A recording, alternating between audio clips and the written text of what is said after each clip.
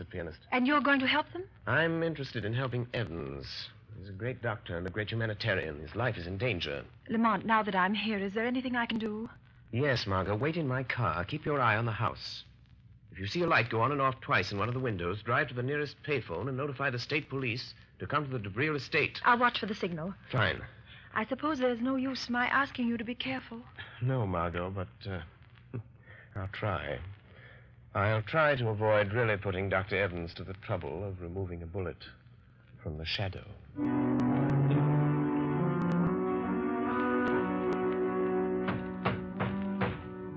DeBril, stop pounding on the table and cursing Covey. Oh, that's all very well for you to say, Evans. Your turn hasn't come, but it will. If we three sitting here, you or me or Martin, don't get Covey when he comes here tonight, you will be the next on his list. You or Martin. Oh, don't concern yourself about my fate, Dubril. I am not afraid of Covey. Oh, you'll change your mind if he manages to kill me, Martin. I wonder what it's like to die. What do you think, Dubril? Or do you ever think of anything but your fat stomach and your money? Gentlemen, this is no time to argue. I have something more important to tell you. What is it, Evans? I hear you had quite an experience today. Operated on this man who calls himself the Shadow. Yes, that's what I want to talk to you about. Ah, there's a man, Dubril, the Shadow.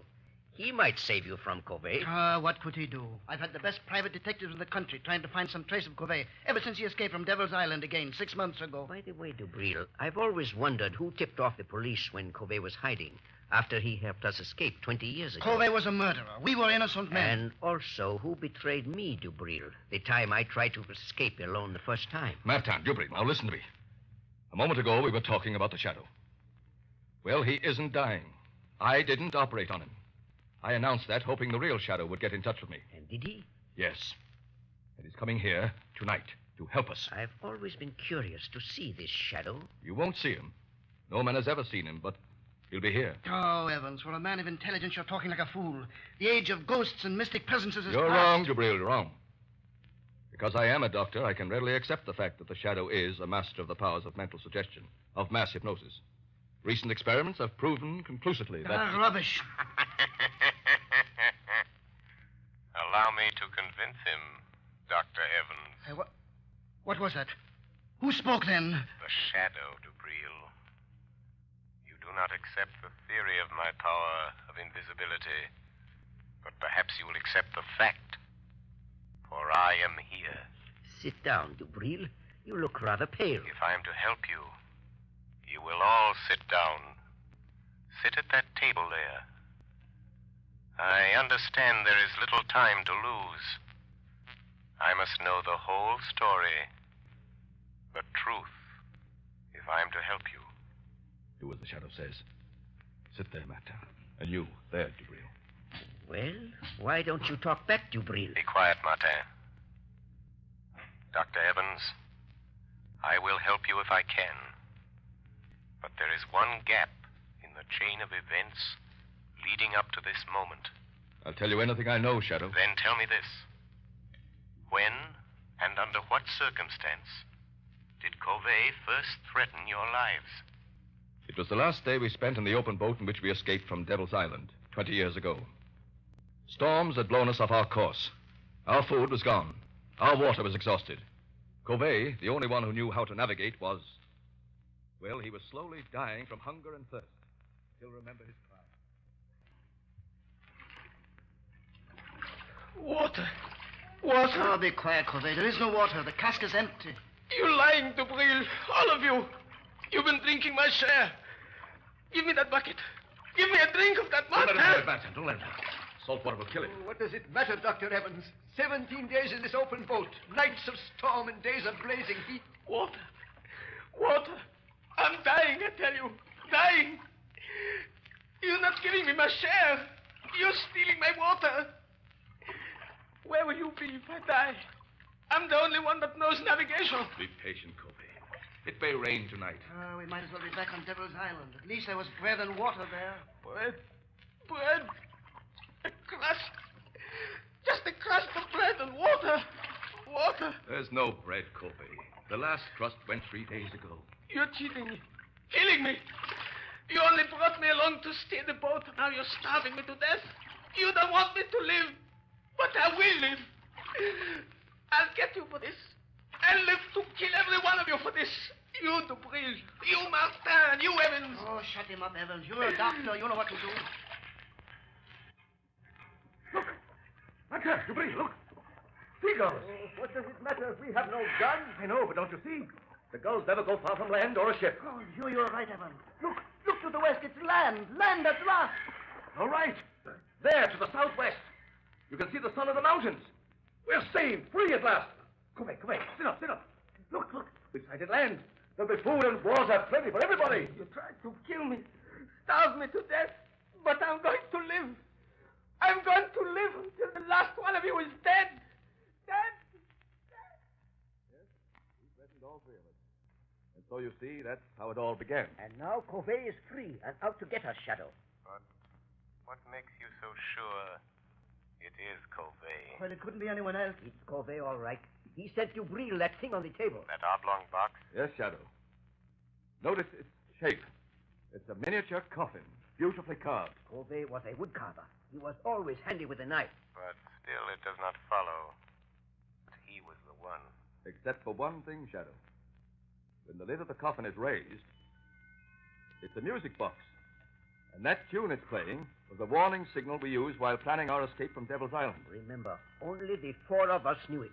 Dubril, Covey, Evans, and myself. Oh, stop it, Evans. Stop that cursed thing. Stop it, I tell you. I can't stand it. So you have a conscience, eh, Dubril? That danger refrain recalls the past, doesn't it? Stop talking about it. It looks as though Covey meant business, doesn't it? Don't sit there conniving over me. You forget your turn, maybe next, maybe tonight even. I am not forgetting anything, Dubril. You'd better steady yourself, Dubril. I'll get you a drink. Oh, never mind. Here's the decanter. I'll pour it myself. Oh, that tune. Where is it coming from? I smashed the coffin. Good heavens, Dubril! It's the decanter in your hands. Oh, someone changed the decanter. Covey, he did it. He's here. He's been in his house tonight. Dubril, where are you going? To my room. I don't trust anybody. I'll be safe there behind locked doors, alone. And if Covey comes, I'll be ready for Wait, him. Dubril, wait! Let him go, Dr. Evans. But he shouldn't be left alone. Covey may carry out his threat. Are you sure it is Covey? What do you mean? It must be. It couldn't be anyone else. The coffin, the decanters are his warning. I know. But you said the four of you knew the signal. Are you sure it isn't one of you? Of course not. I thought you said the Shadow was here to help us. I am. But I am content to let events lead themselves to a logical conclusion. You mean you won't use your power to save us from him? I shall use my power at the moment it is required, Dr. Evans. Right now, for instance. Look on the table. Huh? There is a note where the decanter was standing. Good heavens. Covey has been here. Listen to this matter. You are the first. And you will die tonight, Raymond Dubril.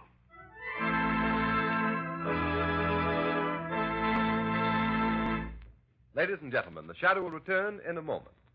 There are thousands of families living around snowbound Buffalo today who are as snug as a bug in a rug thanks to Blue Coal. You have read how the whole city of Buffalo has been literally snowed in. In that entire area, business practically came to a standstill for several days. But those families who laid in their supply of Blue Coal kept comfortable. The icy, biting winter blowing outdoors made no difference to them. These storms are reported to be coming eastward, so take a tip and get ready. Put in a supply of Blue Coal tomorrow. It is the most economical fuel that you can use.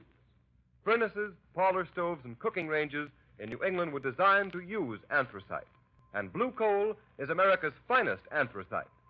Blue Coal is mined by the Glen Alden Coal Company and is especially prepared for home use. It is available in all domestic sizes: egg, stove, chestnut, and pea. Every carload of Blue Coal is laboratory tested for purity and sizing before shipment from the mine.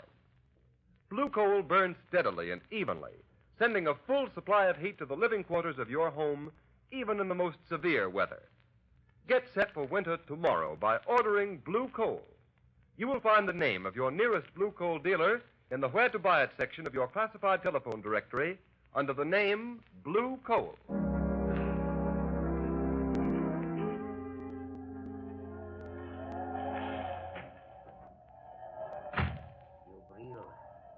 Dubril, wake up. I have come for you. So you've come, Covey. Oh, you poor deluded fool. Do you think I'd let you kill me in my sleep? I've been awake, waiting here in the dark for you to come. A little light helps. So you've grown a beard since I saw you last, Covey. And your hair is gray. That gun in your hand won't save you, Dubril. If I die, I will take you with me. Listen, Covey. I didn't steal your food in the open boat. I swear it. No? You also betrayed me to the police. You told them where to find me. And I am not the only one you betrayed, am I, Dubril?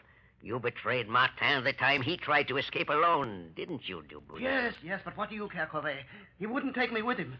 But I did not betray you. Have you paid Martin for those 100 lashes and those 100 days of bread and water he got because you betrayed him? Oh, he doesn't know. He will never know it was I. Dubril, you remember how we passed the long days in that open boat throwing knives? Don't raise that knife, Covey. We got so good we seldom missed. I'll shoot if you move. But Martin was the best.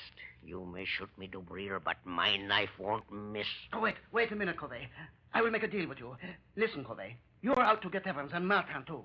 If you throw that knife, I'll shoot you, and you will never get them. Oh, you would help me kill Evans. I know he's here in the house. Yes. I hate Evans and Martin, too. I will help you get them. So, you would betray Dr. Evans to save yourself, Dubril. Shadow.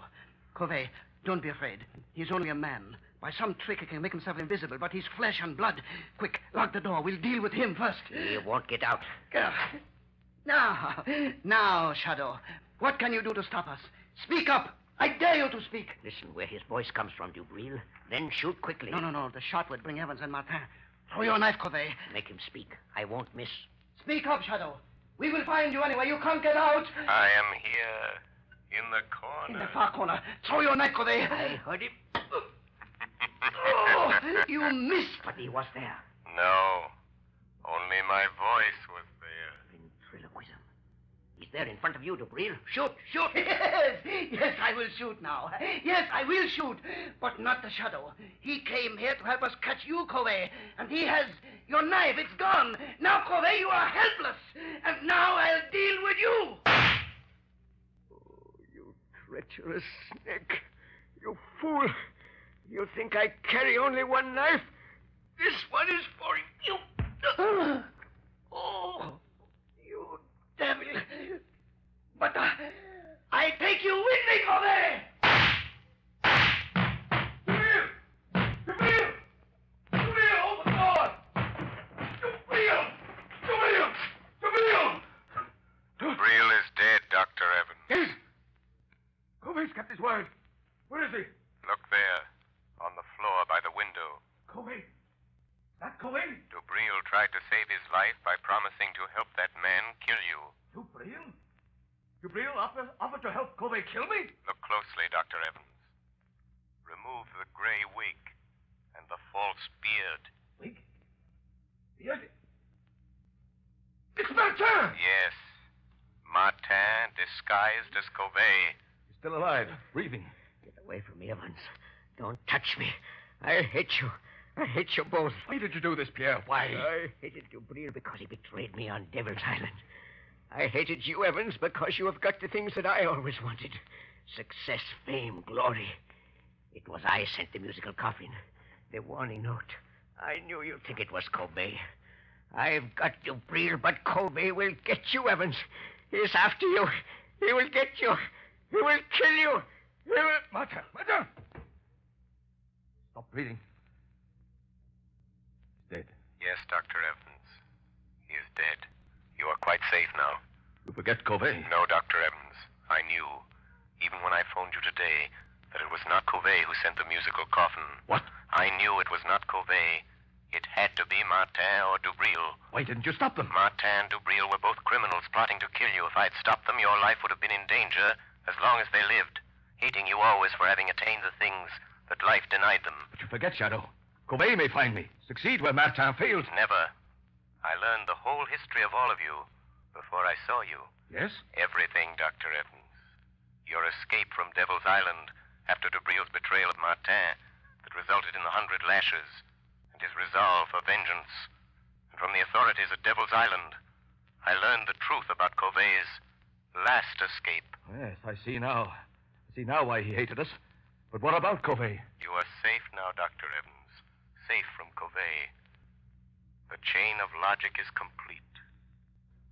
3 months ago, a bleached skeleton was found on a deserted beach at Trinidad. It has just been identified as the body of Covey.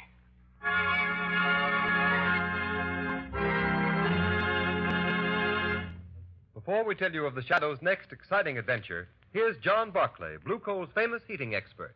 Ladies and gentlemen, Mr. Barclay. Good evening, friends. While you're doing your Christmas shopping, why not get a gift for your own home? Something will not only make it a cheerier, happier place in which to live, but also make it easier to run. To my mind, the perfect gift for any home is a Blue Coal heat regulator.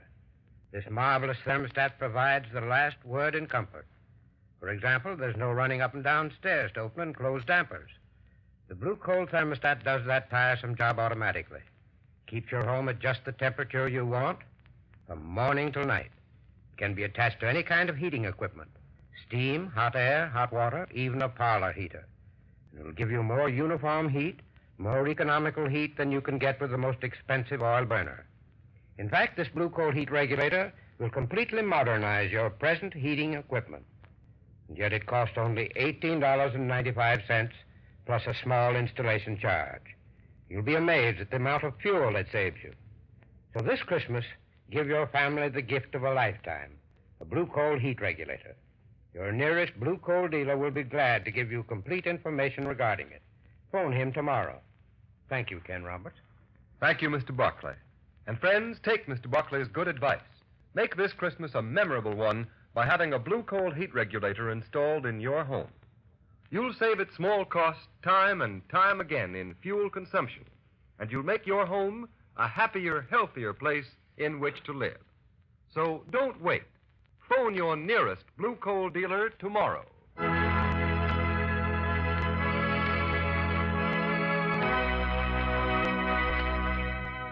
The story you have just heard is copyrighted by the Shadow magazine. The characters in this story are entirely fictitious. Any similarity to persons living or dead is purely coincidental. And at this time, may we remind you to mail your Christmas presents and cards early to secure delivery before December 24th. There will be no post office service on December 25th.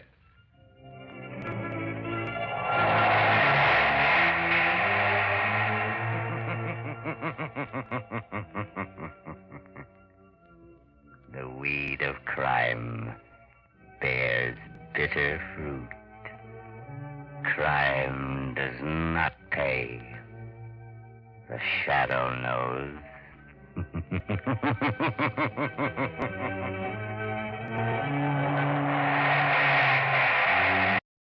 Bears bitter fruit.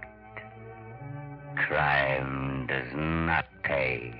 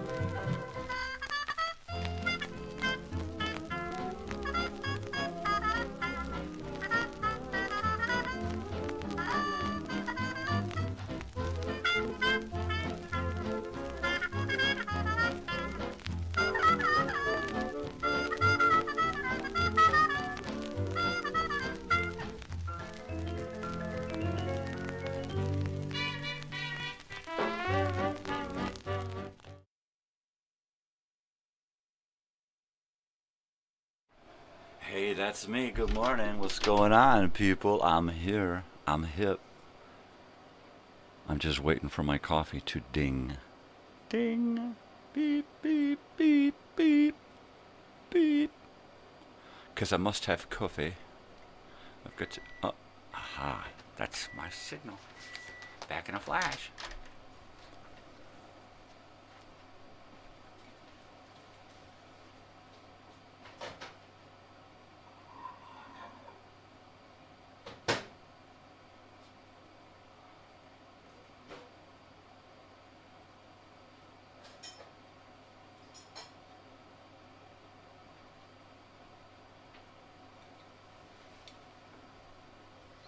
Yep, that's me, baby. I'm here, I'm weird, get used to it. What's going downtown? The downtown Brown. What it be like? I'm out of it. I'm freaking out of it. Boy.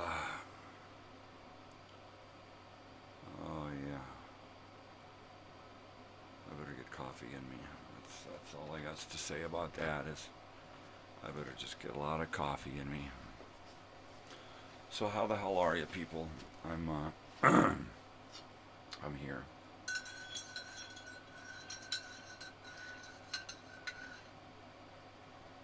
I'm here, I'm weird, get used to it.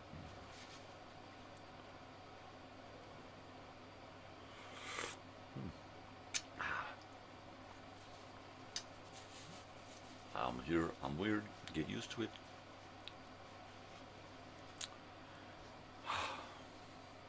Oh, I better get Big Dog. She'll be waiting by the door here.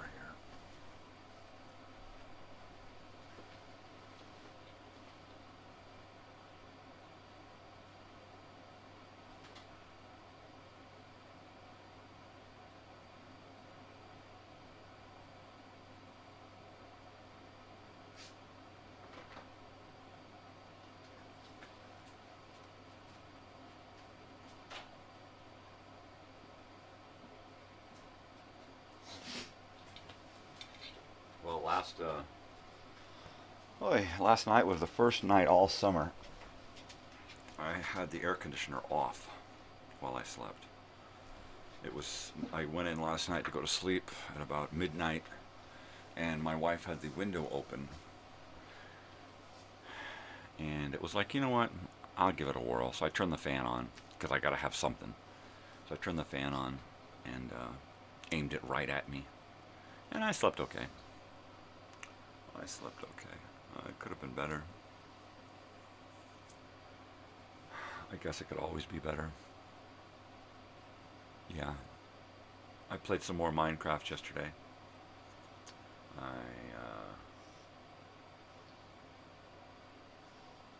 Yeah, I was bored. So I went in. I finished a road over to a village, which was pretty cool. So now I've got some having to go all the way around on a road around a huge giant area can be a bummer. It can be even worse trying to run through an area that's unexplored and constantly falling into holes and pitfalls and traps and whatnot, and monsters and bonies and googlies and all whatever. Oh yeah.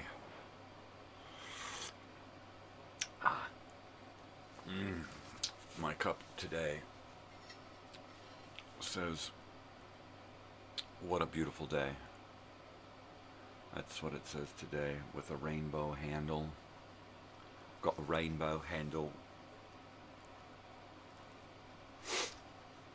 Yeah, so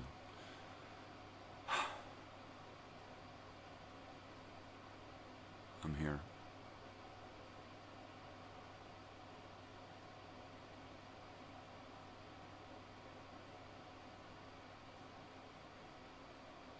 I'm here.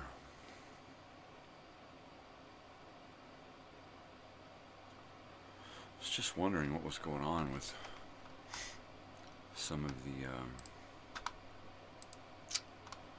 some of the people that used to stop by the channel and hang out, right? Where did you go? Where you be? Where you be? I don't know, man. I guess I'll cruise on over.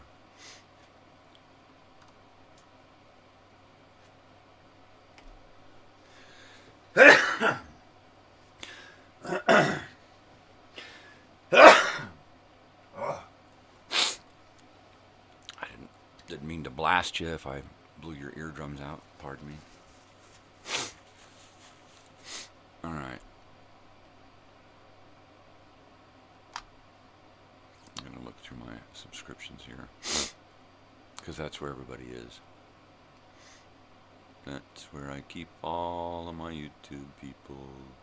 He's on the list.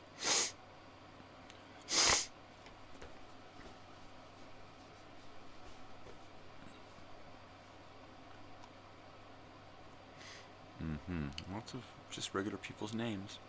That's pretty cool.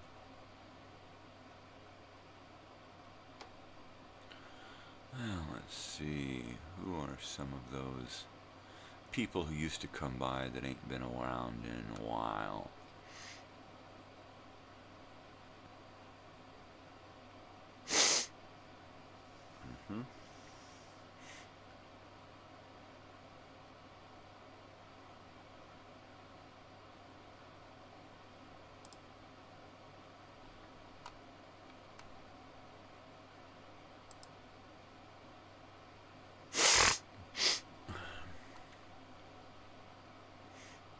Well, 7 months ago, 5 months ago. 5 months ago was the last thing that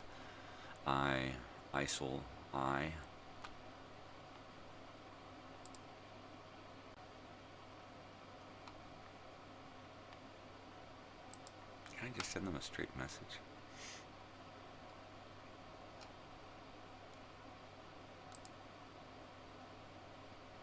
I reckon not. I just have to comment. Last time I heard from him 5 months ago, he was sick with the flu or something.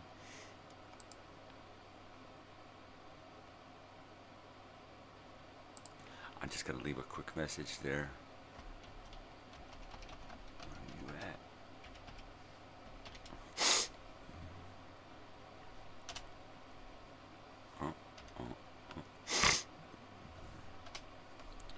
Yeah, just a little where you at. Maybe I should do a where you been at. And that's a little more appropriate, right? Burp. Oh yeah. I got the burps. I'm sorry. Why does it double?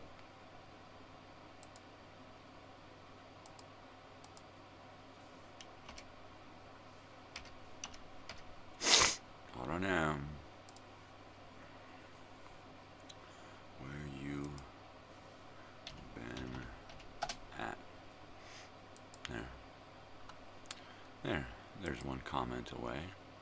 Let's see if I get a message. Message in a bottle, yeah. Ooh. Crib.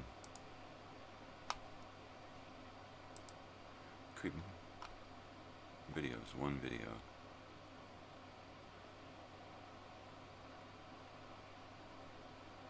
Huh. One video. What happened to you, Krim? Where'd your videos go?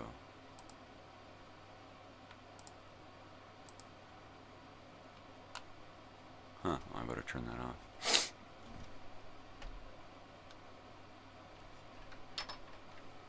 Let me go ahead. I do! Alright, let me go back and play that over again. Y'all be calling me twink all day. All day. And then people be in the comments like, you look gay, you look like you like boys. I do! There you go.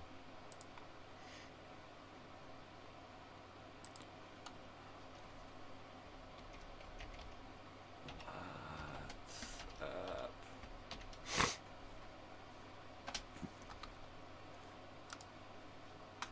Yeah, do a little bit of this, a little bit of that. Oh, man.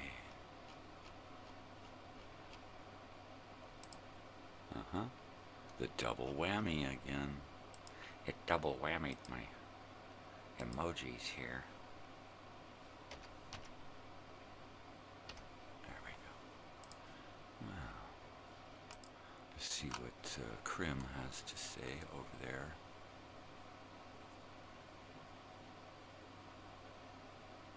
Ya-da-da-da-tee.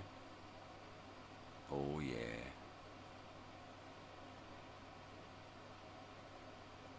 Huh. Huh. Huh. Huh. Huh. There's Joey. Well, I don't see Invised. I go to see all. Let's see if I'm just not seeing all. All.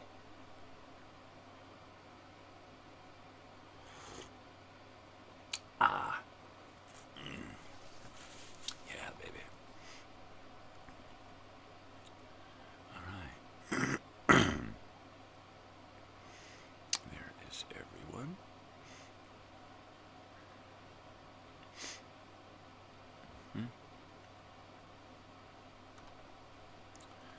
Me subscribins.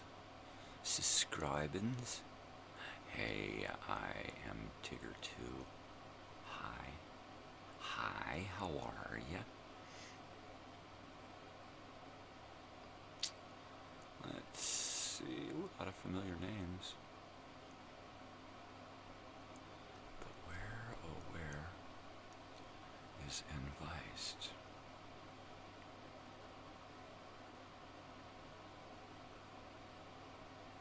Oh, I hope you didn't get the boot or leave. Gosh, you were one of my favorite people. And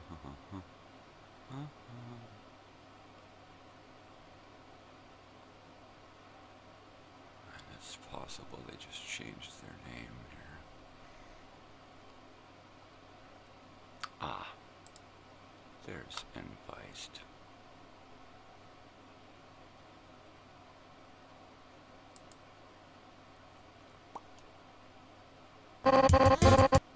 Oh, Envised makes funny animated videos with weird noises.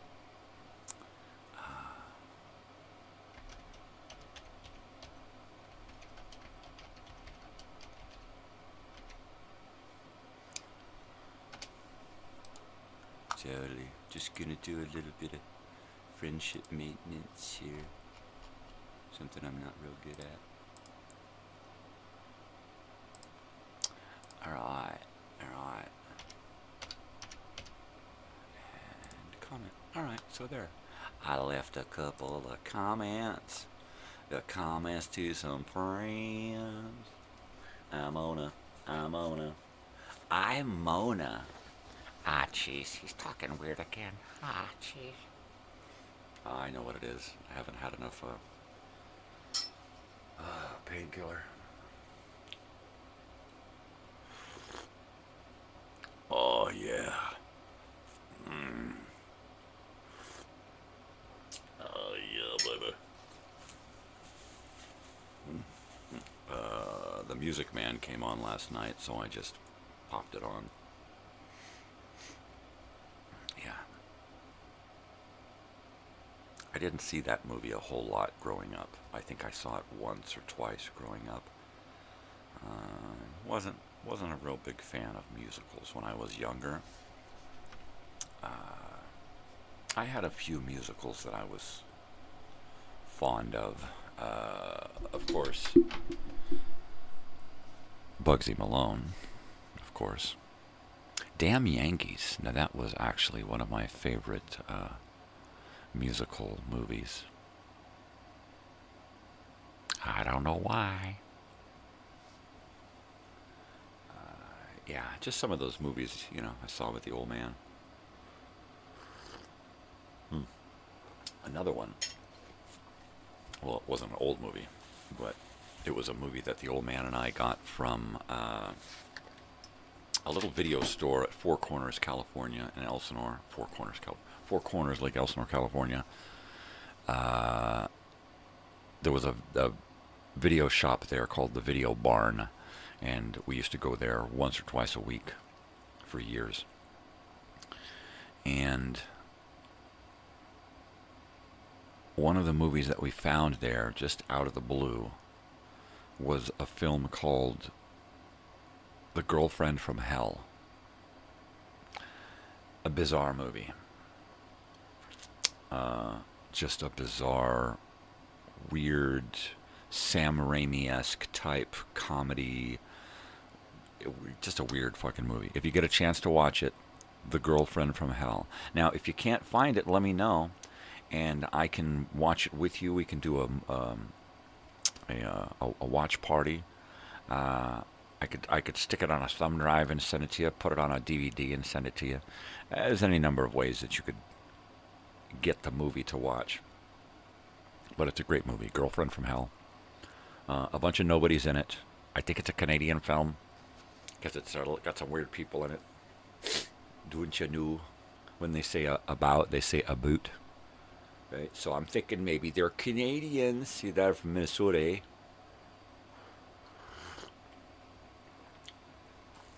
Oh, they're in Minnesota. Why does he keep making fun of people from Minnesota? Because they're easy to make fun of. I don't know. Why do you make fun of people from California? Because they're easy to make fun of. Why do you make fun of people from anywhere? Because they're easy to make fun of. You know what's not so easy?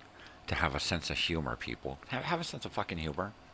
Jeez, take things so fucking serious. Quit taking yourselves so seriously, people. Please. Please. You're making me friggin' crazy. I'm going nuts here.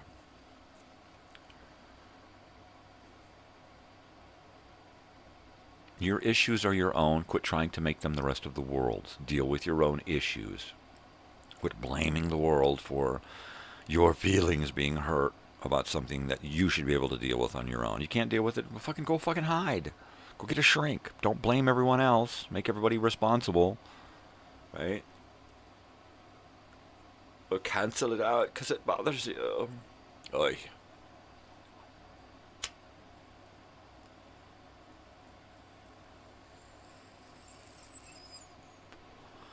And the woke generation has got to be the most asleep at the fucking wheel generation there is. And they're going to call themselves woke? Give me a fucking break. You ain't got a fucking clue, people. Wake the fuck up. Then say you're woke.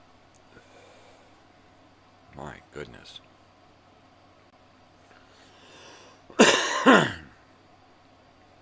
Wrapped up in your own fucking bullshit propaganda. I said it. I said it. What are you going to do about it, huh? Enough of them, that's what. Enough of them. Yeah, I did a bunch. I did probably, I don't know, a dozen X-1s yesterday. Put the rest of the whole... I've got one more to go. I've got to find the Iron Chancellor from 1973 or something. But that's it. It was like 1958 was like the last episode. And then in 1970 something they brought back and came back and did one episode. So I need to dig up that episode. But other than that, it's all done. And I've broken it up into years on the playlist. I think I'm going to combine them all onto one playlist.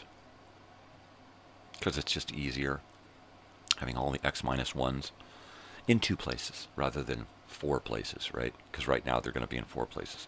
X-156, X-157. I've got 2 from 58, and then they're over in the radio show playlist. So they're spread out too many places. I need to put them in the old time radio show Wednesday list and one X-1 list, and that's it from beginning to end. Episode 1 to episode 120 something, 26, 27. 20. Who give me a 28? Anybody? Shut up.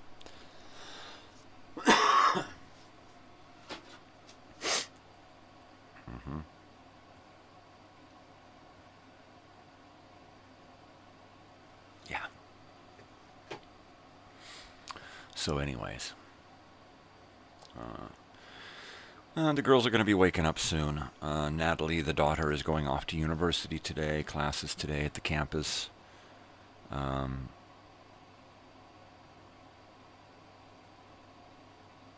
They're getting to like their first testing period, right? It's like, all right, now you're going to know what you got to do to keep up, to get geared up, to stay with it, you know. So anyway, she's her companion that she goes to school with, because one of her best friends, they're going to school together. It's awesome. Same campus, everything, same schedule pretty much. So her friend doesn't have a class. One of the classes is not happening today, so they get to go off campus and take a long lunch and stuff. So I'll be packing a snack box minus sandwiches, right? Minus a lunch sandwich. It'll have all kinds of other stuff in there. That's the cool libations and snacks and treats and stuff, you know. All of that stuff. Because if there's anything that I can do to make it possible for my daughter to graduate the university as easy as possible, well, then that's my new job. Of course, any job is really, really tough right now. Man. And I got nowhere. Yeah. Frickin' away. Away.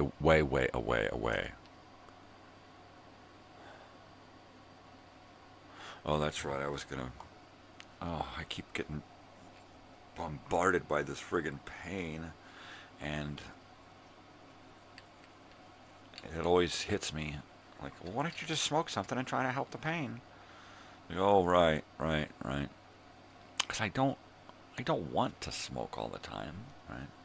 I could eat the edibles, but then I'd probably sleep all the time. At least with the smoking, I can decide, all right, hit here, hit there. You know, if I start to feel a little tired, you know, then I can, like, not smoke for the next hour and be okay. But when it's edibles, man, you take an edible and you're down for the fucking count. That's it. I gotta chop them into halves and quarters and eighths and sixteenths and shit. Little tiny itty bitty piece of fucking edible. How's that gonna work? That didn't do shit. Take another one. That didn't work. It didn't do shit. Take another one. Oh my god, I'm wasted. I hate that. Sure, when I was young, you know, and it was all about the head and partying and, you know, hey, man, let's get loaded. Well, that was cool. But I just ain't there anymore. Just ain't there.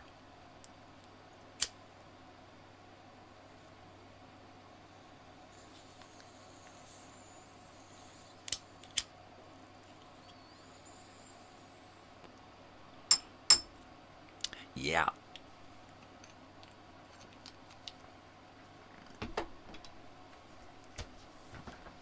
You guys remember that TV show Fame? Anybody? Up the movie, from the movie Fame, 1980, 81, I think it was 80.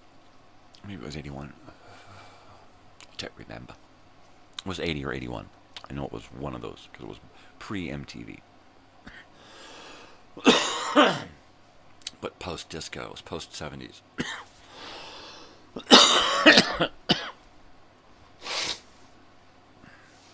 Yeah. It was 81. I think it was spring of 81 was the movie Fame. Great freaking movie. Made me want to go out and learn how to dance. Right? I mean, with some people it was Footloose, right? Well, I was a little before that. But yeah. Dancing. I'm a dance machine. No, really. Really. Oh.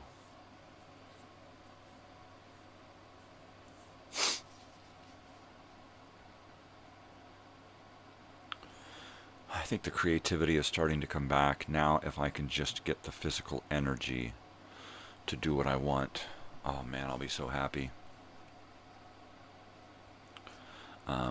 Yesterday, like I said, I spent some time creating radio shows, finishing off the X-1s, for the year, for the season, the series, and then I'm going to move into Dimension X. And I worked on the rest of the Nero Wolves for the next 2 months. So hopefully I've got enough old-time radio lined up that I won't have to be working on those for like a whole day just to get a couple of shows together for a couple of months. Yeah.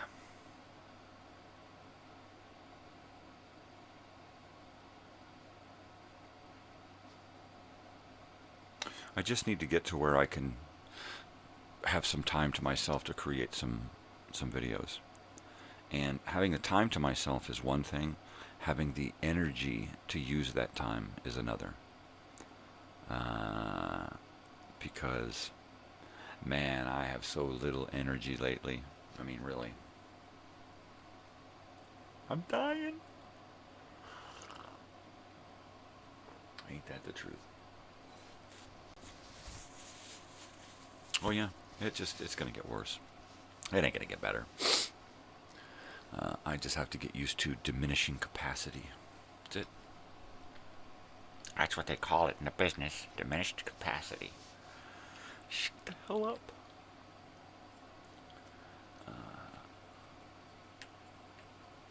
Once again, I just try to do things that keep me comfortable and happy, and keep me not dwelling on reality. I got enough reality. My pain is my reality. Reality is pain. Scorpions, spiders, and snakes. So I've got this little post-it here that reminds me that we need to get out into the yard and clean up all of the corners and everything and get everything up off the ground so that we can, so that we can keep the scorpions, spiders, and snakes down to a minimum, because my wife found a big giant 3-inch scorpion just crawling around on the wall out there. I was like, okay, this is yeah. So it's colder now, which means that those kinds of creatures are going to be hibernating, going dormant, or at the very least moving slow.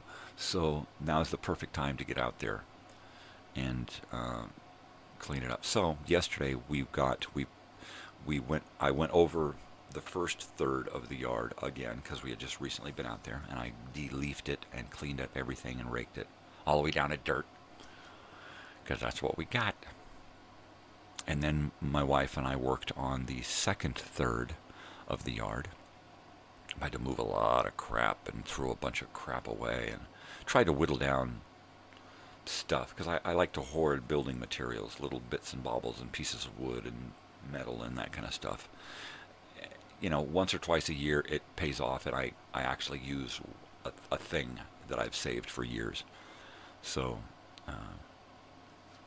we came up with some new ideas of keeping the yard clean, and one was getting some. I've got a bunch of 2x6s out there, 2x8s, a bunch of 2x8s. We got them for the shed and then wound up not using them and then couldn't return them. And so I'm thinking, okay, so we get some shelf brackets and we attach these closet shelf brackets to the metal posts on my wall, my fence wall. It's a fence post with a metal wall attached to it, right? The sheet metal stuff. It's really cool. I'll have to take some pictures to share. So the plan is to get some closet style shelf brackets, the ones with the little hook on the front for the post, the pole, the dowel, the closet rod, right? And then actually put up a metal pipe across that little thing on the front, so that rather than hang clothes, we can hang planters. And then put the shelf on the top, put it up about 8 inches below the top of the fence, so that the plants are protected, the pots are protected, they can't just be blown off of there, but the plants can actually kind of creep over the top of the fence wall thing. So that's the plan. So my wife has to go out today and I am going to dig up one shelf bracket that I have and give it to her and say, pick up a buttload of these. I've got screws, we've got the boards, I've got the metal pipes. We're set. We can get every single one of her plants up off the ground. We can get a lot of the yard knick-knack things up off the ground. I've got to put some screws in the fence and hang our yard tools. And we're looking pretty good. I'm going to take one set of shelf brackets and put some big 2x4 arms built onto them so that I can use them to store building materials, you know, long pieces of wood and metal and stuff. So I'll make one of those. That'll be cool. And then we'll have just about everything up off the ground. And my wife's like, okay, why don't we take some of those cinder blocks and stand them up, put some boards across, and make shelves to put. And I'm like, that was my original idea. And we can use these crates here too, but then we're going to have to move it all once we decide to start doing the paving stones. So why not use shelf brackets and get them up and just finish it now so there's nothing on the ground. A few pieces of yard furniture, you know, the little wood burner thingy, and that's about it. Everything else will be up and out of the way. Yeah. My 1970s lawn furniture, my lawn chairs.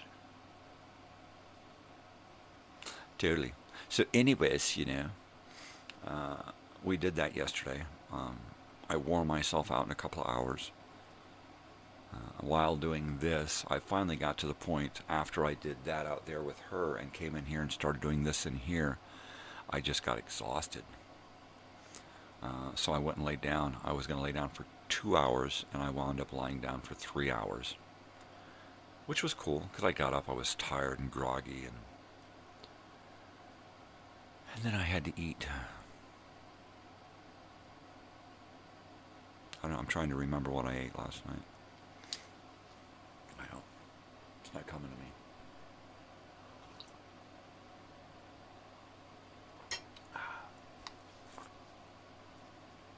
It'll come to me in a minute.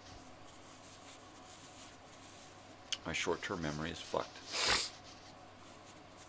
My wife's like, she shows me a picture of 24, 23 years ago, right?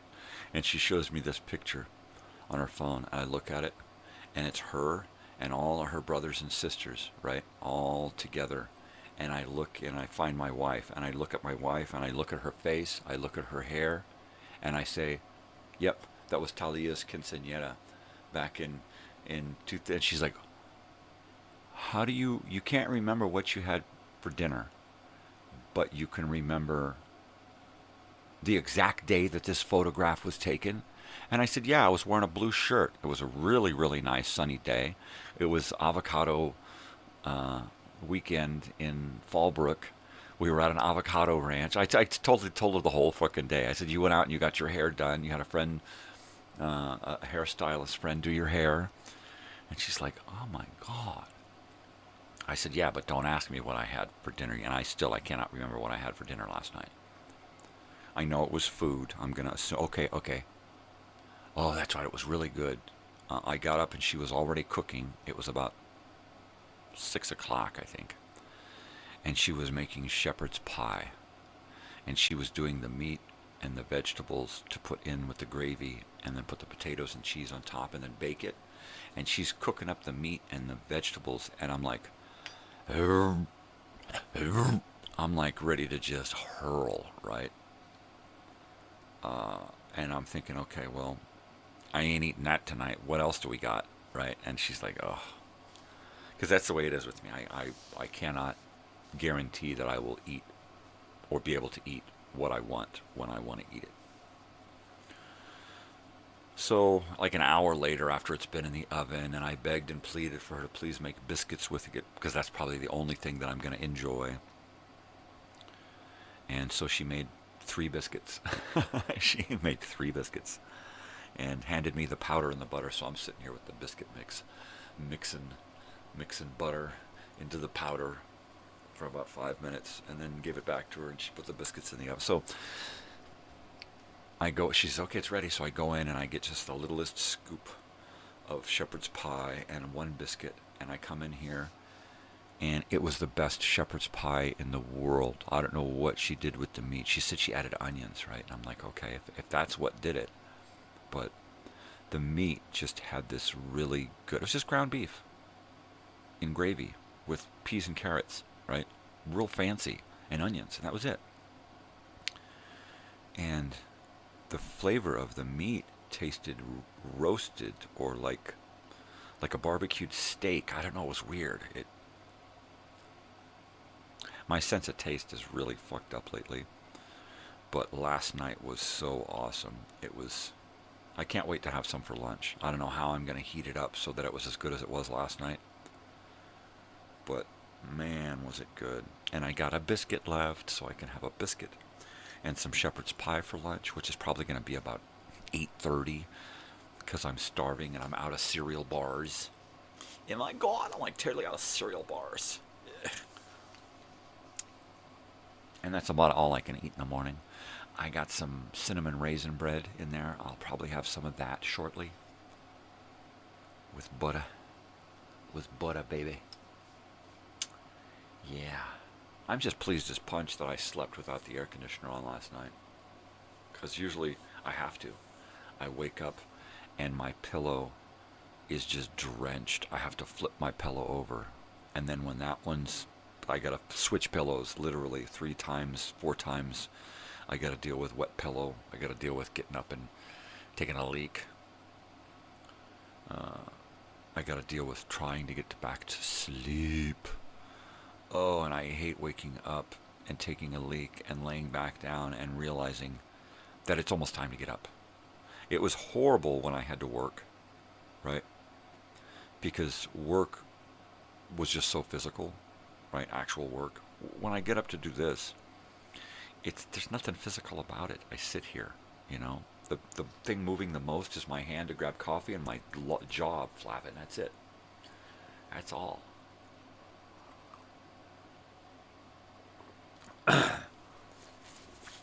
Takes a lot of energy to cough. I do a lot of that in the morning. Yeah. Shepherd's pie. Took me how long to remember that I had shepherd's pie last night? Jeez Louise. But I sure remember that quinceañera day. That was a great day. Now, what I don't remember is if we were living in Fallbrook or is if we were... Now, I thought it was right after we got married, but it's either right before or right after we got married. That I know. I don't recall if we were living in Fallbrook at the time. If it was after we were living in Fallbrook, no, I don't think it's... The photo doesn't look right. The photo of my wife looks...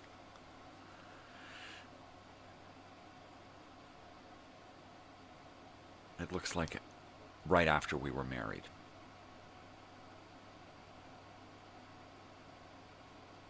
Yeah. Wow. Did I take you there with me? Probably not. You didn't describe anything. You just closed your eyes and went, ha. It was like one of those moron flashbacks.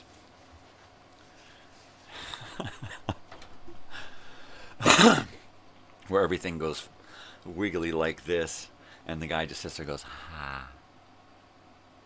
Oh, wait. A flashback of a moron.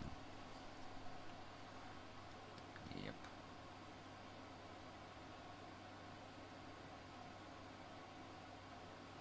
Yeah, I've got to come up with my first real video, since, God, like the spring, right? I haven't done anything since the spring. Summer came, and I was like, I don't really feel like summer. I honestly felt like I'm lucky to have been here every day, and I feel so lucky to have been able to do the nighttime nonsense and nostalgia every night for like, what, 2 months? That was crazy. That was every morning and every evening, every morning and every evening, 5 nights a week, 5 days a week. It was crazy. It's crazy. If I had nothing else to do but that, I could do that easily. It was fun. But I can't do 2 shows a day and create content for a whole week and, on top of that, create original content. Oh, there was just no way. Something had to give.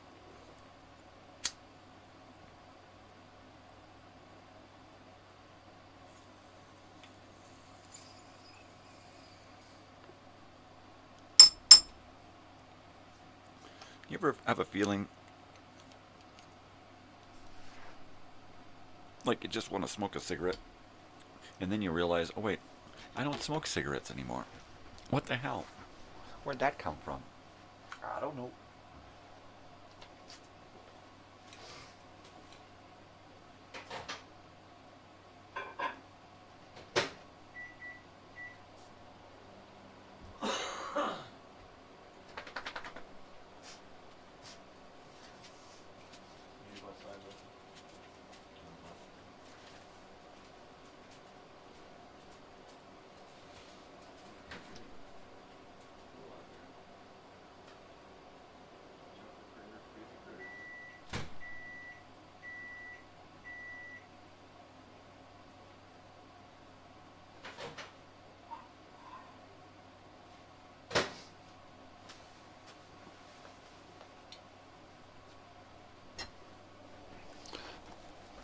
Oh, yeah. Totally. Am I gone? Way. Yeah, way. I'm telling you, it's just too way.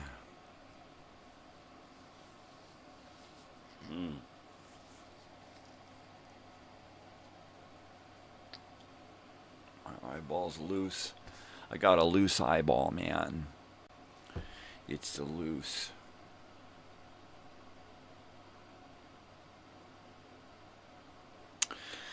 Yeah.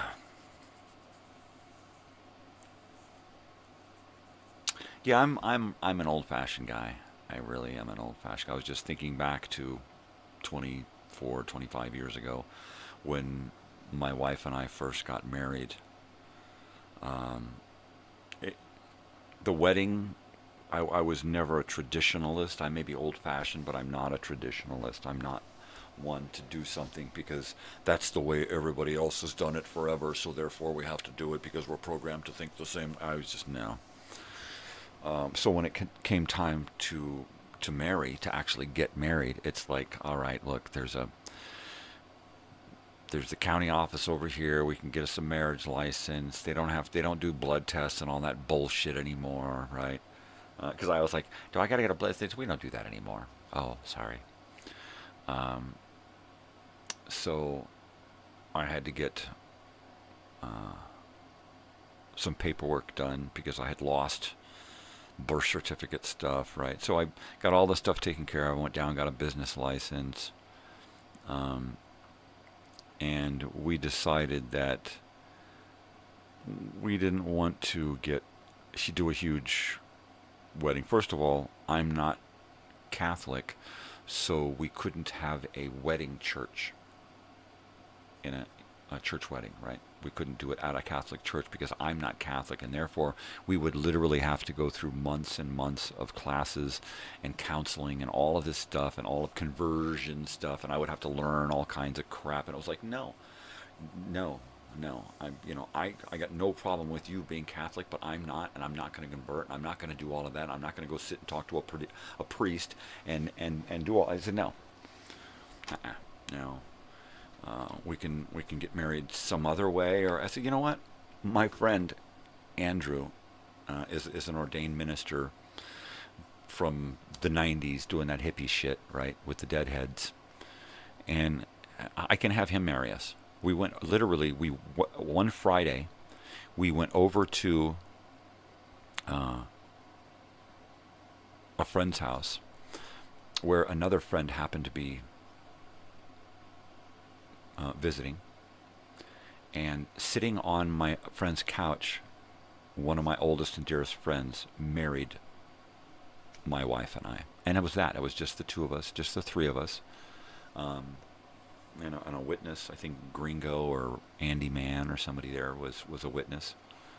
And it was a very simple, very basic, okay, you're married, right?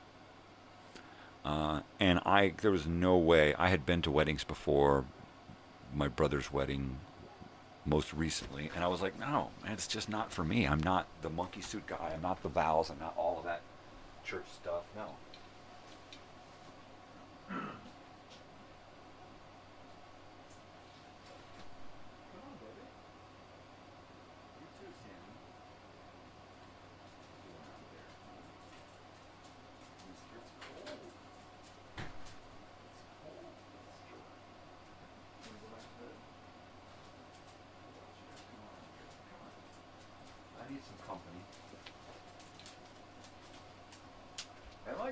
You saw me come at the camera.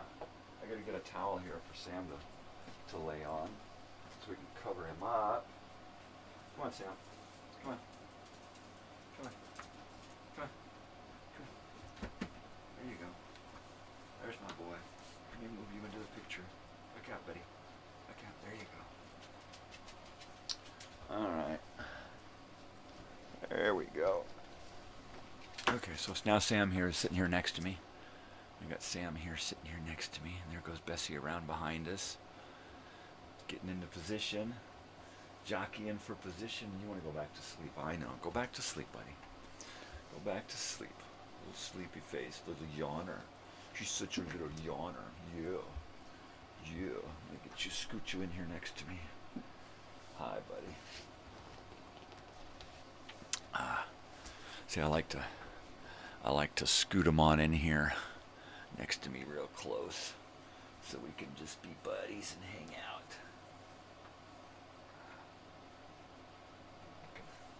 Cover him up, let him go back to bed, and have my little buddy sitting there. Little buddy. Ah, my buddy. Yep, he's my best buddy.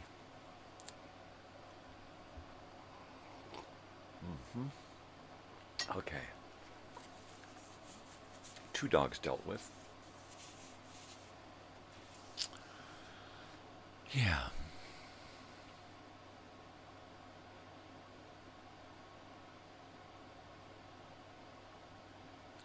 Yeah, we moved in together that night or the following day. I think it was that night. Like I said, I'm an old-fashioned guy, so we rented an apartment a few days before and had started moving stuff over and had not stayed there yet because we were not married. And we just weren't married, so we didn't live together, so we didn't live in sin. You know, I'm not, like I said, I'm not a overly religious guy, you know. And I just wanted things to be nice, you know. I wanted to look back and have fond memories of our union, you know. And so it was like that night we moved in together. I think I even carried her through the door, you know. I had a futon mattress on a wooden frame that sat on the ground, right? And it was only about 10 inches off the ground. And that was where we slept for the first couple of weeks until we went out and bought an actual brand new bed.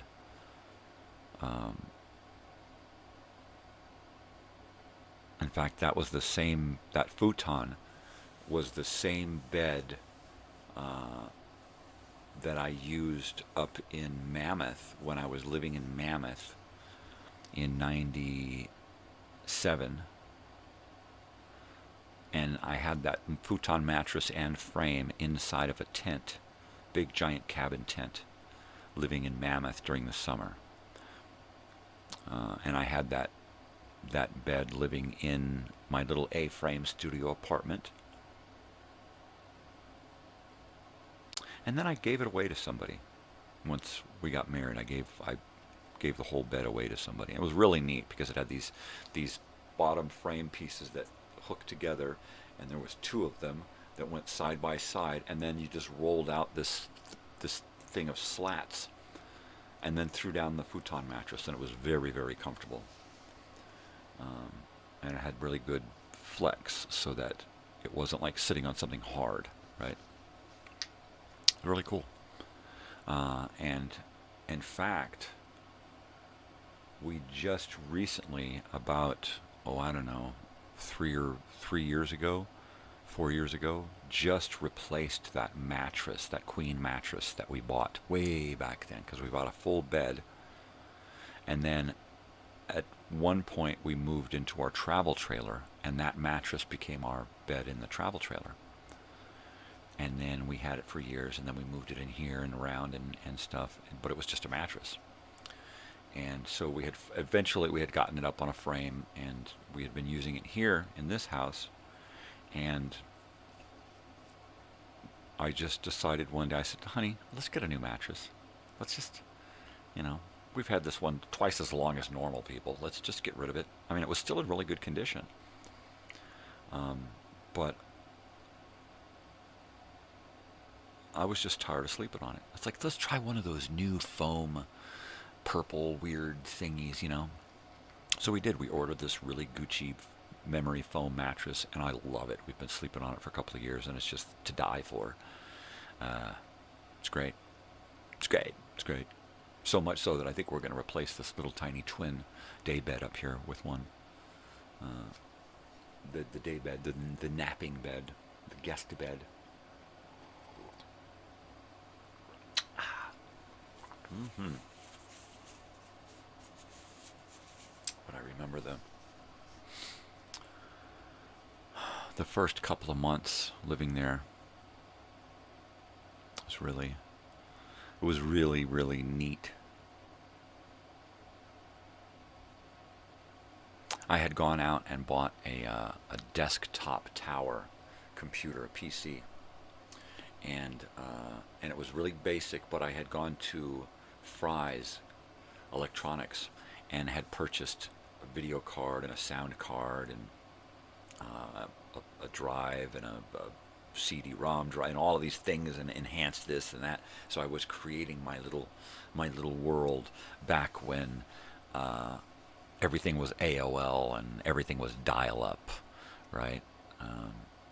And I used to spend forever on that computer all night long. In fact, that was living there, playing on that computer, was one of the first times that I had to have a reality check. I had been playing this game on the computer, and it was a CD-ROM game, and it wasn't a full game. It was just a demo, right? Shadow Company? Wow. Shadow Company, that's what it was. So I was playing this game called Shadow Company, and it was really cool because you got to control different soldiers and go from soldier to soldier and use this soldier over here and then become this soldier over here, and then group them all together and send them out to attack and set them to patrol. And it was like pre-Command and Conquer, but it was pre-Sniper Elite, all of that stuff. It was really, really cool, but it was only a demo. I could never find the actual game. I have to get onto my resources and see if I can actually dig it up and then figure out a way to play it, right? Because that's the thing. Figuring out how to play it on a new system with all that old programming. I still have 3 old laptops from as far back as the 90s, and I still have that desktop that I created way back when, 25 years ago. So I can dig that up and blow it out, dust it off, check the connections on it. I think I even have a monitor still with I/O port. And maybe we'll dig that out someday and set it up in here and see if we can't get it to work. Wouldn't that be cool? Let's do that. Let's just do that. We'll go ahead and write a note, because I was just out in our trailer / storage, right? Shadow Company, and then old PCs. Yep, old PCs, because I got them. Like I said, it's hard for me to throw stuff away. I think I threw one laptop away just because I had stupidly taken it apart to try to fix the drive, and it was just done. So had I not taken that apart, I would probably still have that computer and whatever was on that computer, right? I think I took most of the stuff from that computer and put it on the desktop, and then all of those 3 computers I would move information from one to the other, and then from one to the other I would kind of download hard drives onto the new one. And then so now in my external hard drive here, I've got 2 extra hard drive information files, which contain stuff from about 3 hard drives. So there's that. So I've got literally photos going back, digital photos going back 25 years, and some other information. Just recently I found the game Dune 2000 and burned it onto disk, but I can't get it to work. I can't get it to boot up on my computer because it just doesn't want to play, because it's old programming. So I'm thinking maybe if I bust out that old Windows 7 or whatever the fuck it is, maybe I can get it to work, right? Maybe I can or use one of those older computers to turn into a player for those old games, right? I don't know. I probably can't even, it's probably not even hard drive, or it's probably not even high def enough to be recognized by my mixer here. So, I don't know. But playing that, back to that Shadow Company game, right? Playing that game, I played it so long one day, into like 3, 4 in the morning, that when I went to sleep at night, I got up and the TV was on, and on the TV was playing a live action version of the game that I was playing. No shit. It was, and basically the faces of the characters on the game were superimposed over characters on a TV show, and it all mixed together in my head to become this alternate reality. I gotta see what's going on. Oh, that's it. Somebody just got up. Probably my daughter. It's 6. She's got to get out of here by 7:30. So it's probably about time she's awake. In about, I don't know, an hour or so, I'll probably get up from here and put together a snack box so she's ready for the day. Yep. I gotta heat up this coffee. Oh yeah. Oh yeah. Oh yeah. Heat it up.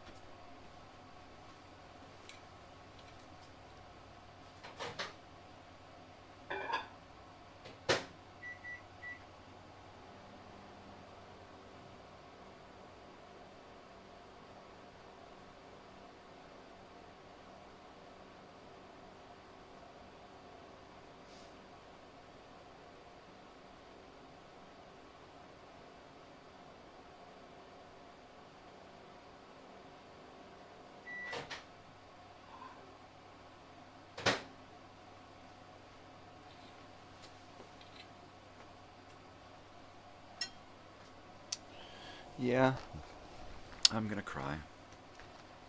So yeah, after we moved into the our little apartment there in Fallbrook, just 2 blocks away from where I had lived back in '78. Just a couple of blocks away from the school that I used to attend, from the store I used to shop at. So it was really, really kind of a homecoming, getting an apartment in Fallbrook. I mean, we walk out our front door, and there's a chain link fence where the path is that takes you to all the apartments and then out to the parking lot. There's this chain link fence that literally is the Camp Pendleton Marine Base. And so we were right there. We had a Marine living next to us. We had a Marine living behind us. So we got the full flavor, right? And it was really weird living back there in that town. I wish we had spent more time doing stuff around in the town. We did go out for walks and, grocery shopping and, checking out the local stuff. We used to go to Live Oak Park a lot. We used to meet my father there, who was living up in Anza at the time, Awanga, Anza area. And he would come down to get weed. I was his weed connection. So we'd meet at Live Oak Park and hang out for a few minutes. You got my weed? Here's your weed. All right, thanks, bye. Adios.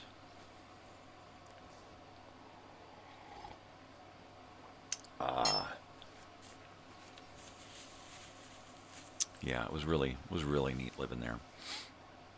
It was really cool. Within a couple of months, we were pregnant. 5 months after that, we got into a car accident. And a couple of months after that, we lost the baby before she was born.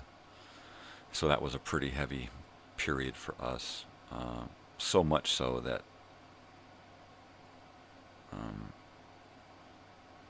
I lost it. I lost it completely.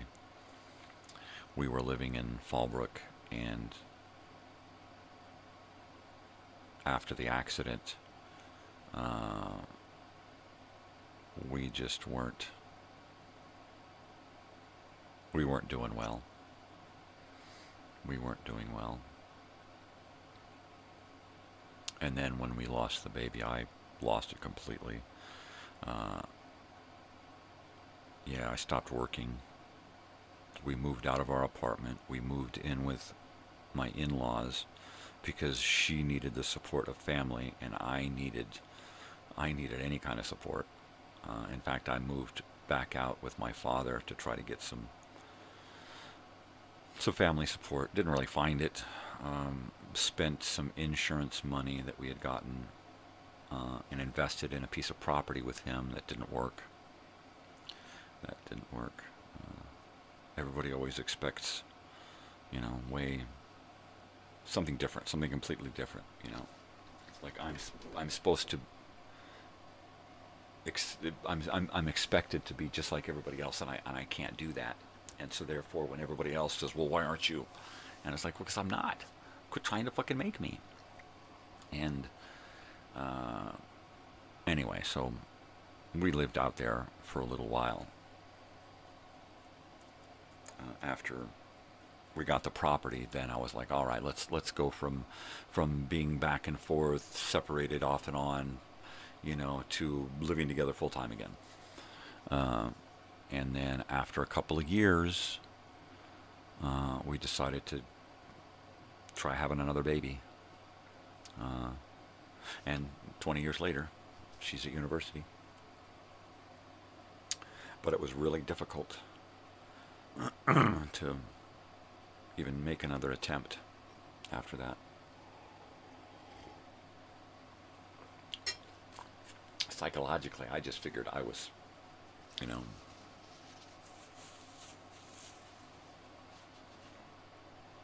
that I didn't deserve it. I didn't deserve to have a family. I didn't deserve the things that I wanted, basically. And what I really, really wanted was just a family home. That's all I ever really wanted, was a family home. I didn't realize that the one thing that kept me from being a part of that was that I wasn't family. I never felt like I had to finally come to terms with it that, I'm just not. You know, they're a family, and I was an add-on. I was like, oops, we better bring it along with us. We can't just leave it there. That's what I felt like, right? So it wasn't until after the aftermath of trying to create that family home, that family piece of property. My father wanted something completely different. He wanted a place he could hide from the world, and I wanted a place where we could enjoy life together, right? And he didn't want that. And then I got to realize that at some point in the early 2000s, I finally got to realize that he was done. He didn't want family. He didn't want anybody around. He just wanted to be up in the mountains by himself and not have any dealings with anybody. I finally came to realize that he never wanted children, you know. He never wanted grandchildren. And I could see that, by the way, you know.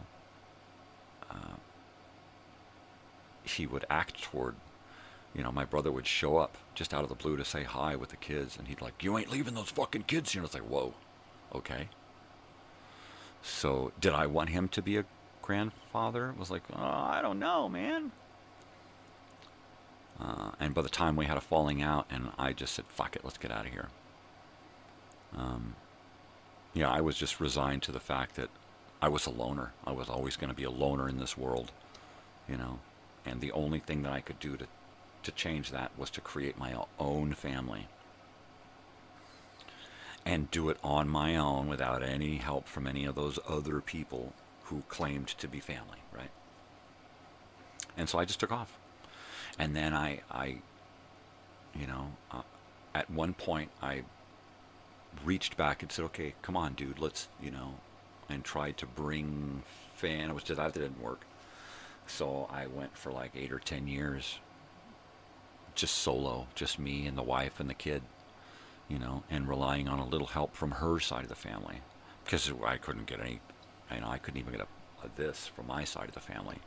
So yeah, it was quite a bummer, you know. And it's still, I mean, still to this day, I have no family, right? Nobody ever sends from my side of the family, nobody ever sends my daughter a birthday card. Nobody ever says happy birthday. Nobody ever sends a Christmas or anything like that from my side of the family. I do not exist on my side of the family unless I raise my hand and say, you guys remember me? And it's like, oh yeah, there's that guy from the past, that add-on, that extra, that thing that we had to take along with us because we couldn't leave it alone.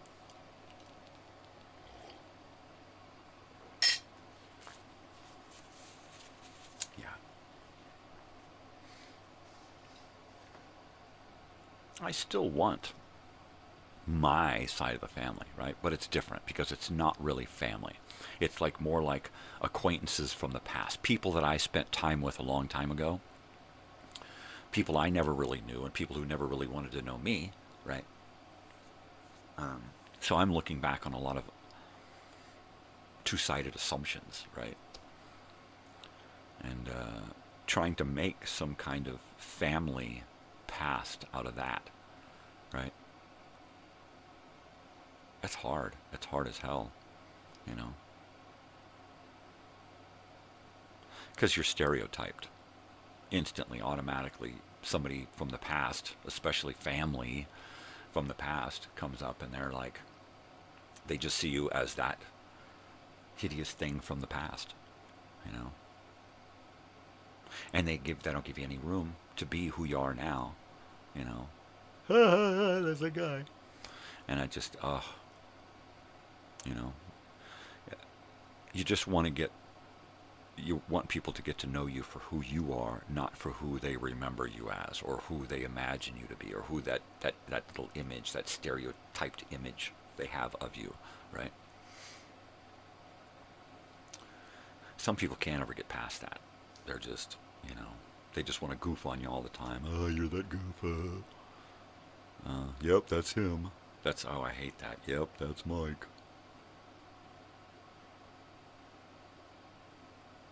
Yeah, anybody ever says to me or says about me, yeah, that's Mike, I don't ever want to talk to that person again because they have no fucking clue, right? Yeah, that's him. No, it's not. It's that little tiny fucking picture you have of me. That's what it is. All right? Yeah, that's the image I have. That's it. That's what you should fucking say. Because when you say, yeah, that's Mike, first of all, it ain't my fucking name. And second of all, it ain't me. So quit saying it. Get to know me, right? The people who sit and watch this fucking show can actually get inside my head, you know, and know where I'm at, know where I'm coming from, know why I'm, you know, or at least have some kind of inkling of why I'm this way.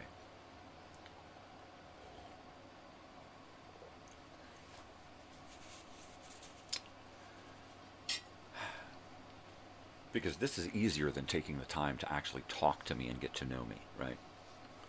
Because then you would actually have a better chance of knowing me. This is just peripheral, right? You want to get inside my head, ask me some fucking questions, and then you'll know who I am, right? Because I got nothing to hold back. I got nothing to lie about. You know, I don't script this shit. I don't decide, well, I'm not going to talk about this, and I'm not going to talk about that, and I'm going to talk about this today, and this is... I don't do that shit. Go see Joe Rogan for that, you know. Yeah. The Joe Rogan experience. Where's my script? There's an experience for you. There's some reality for you. Man, the shit I see out there is the furthest thing from fucking reality. Scripted reality is not reality. It's overproduced bullshit. Bullshit. I don't think I'm right for this job. What? I don't think I'm right for this job. You're not, mumblemouth. Jeez, don't coddle that idiot. You're perfect for it. Jesus. Ugh.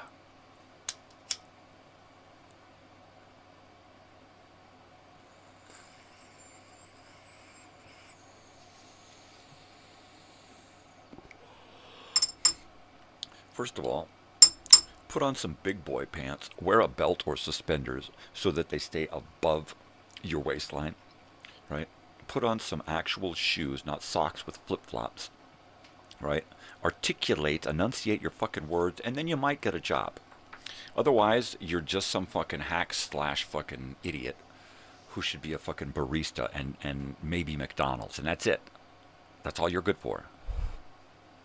You're not right for this job. Idiots. Fucking morons. And the unfortunate part is that when you look at all of the idiots that you see on TV, they don't accurately depict people today. They don't. It's like they're trying to program people into being idiots, so therefore they put more idiots in commercials and on TV shows. Because I actually go out there and see people and talk to people on occasion. And when I do, I realize, you know what? They're nothing like these idiots on TV. Why do we subscribe to that bullshit? Why? Because we want to be sold the bullshit they're trying to sell us. Flat out. Idiots. Yeah, I mean, just because they put the commercial on 8,000 times a day does not mean that we're falling for the bullshit.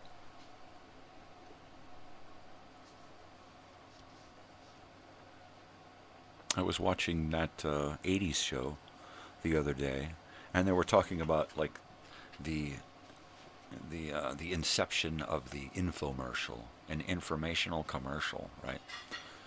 And you know what?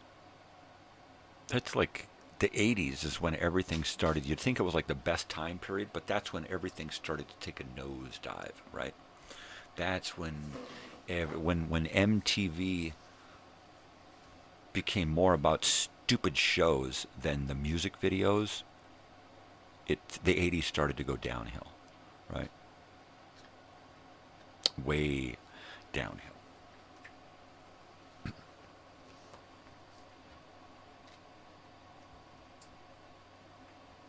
goes that big dog.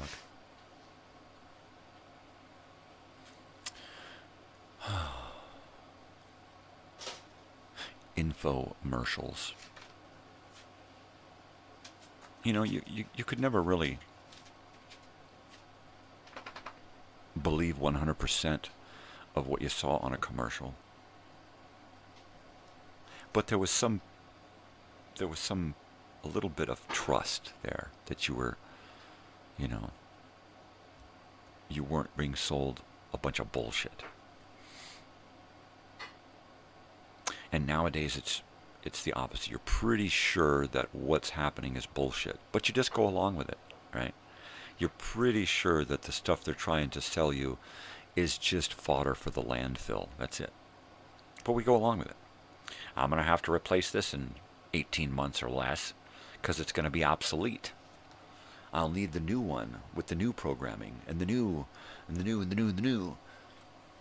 And what happens to the old? The old is obsolete and out of date because it doesn't function with the upgraded versions, the updated programming.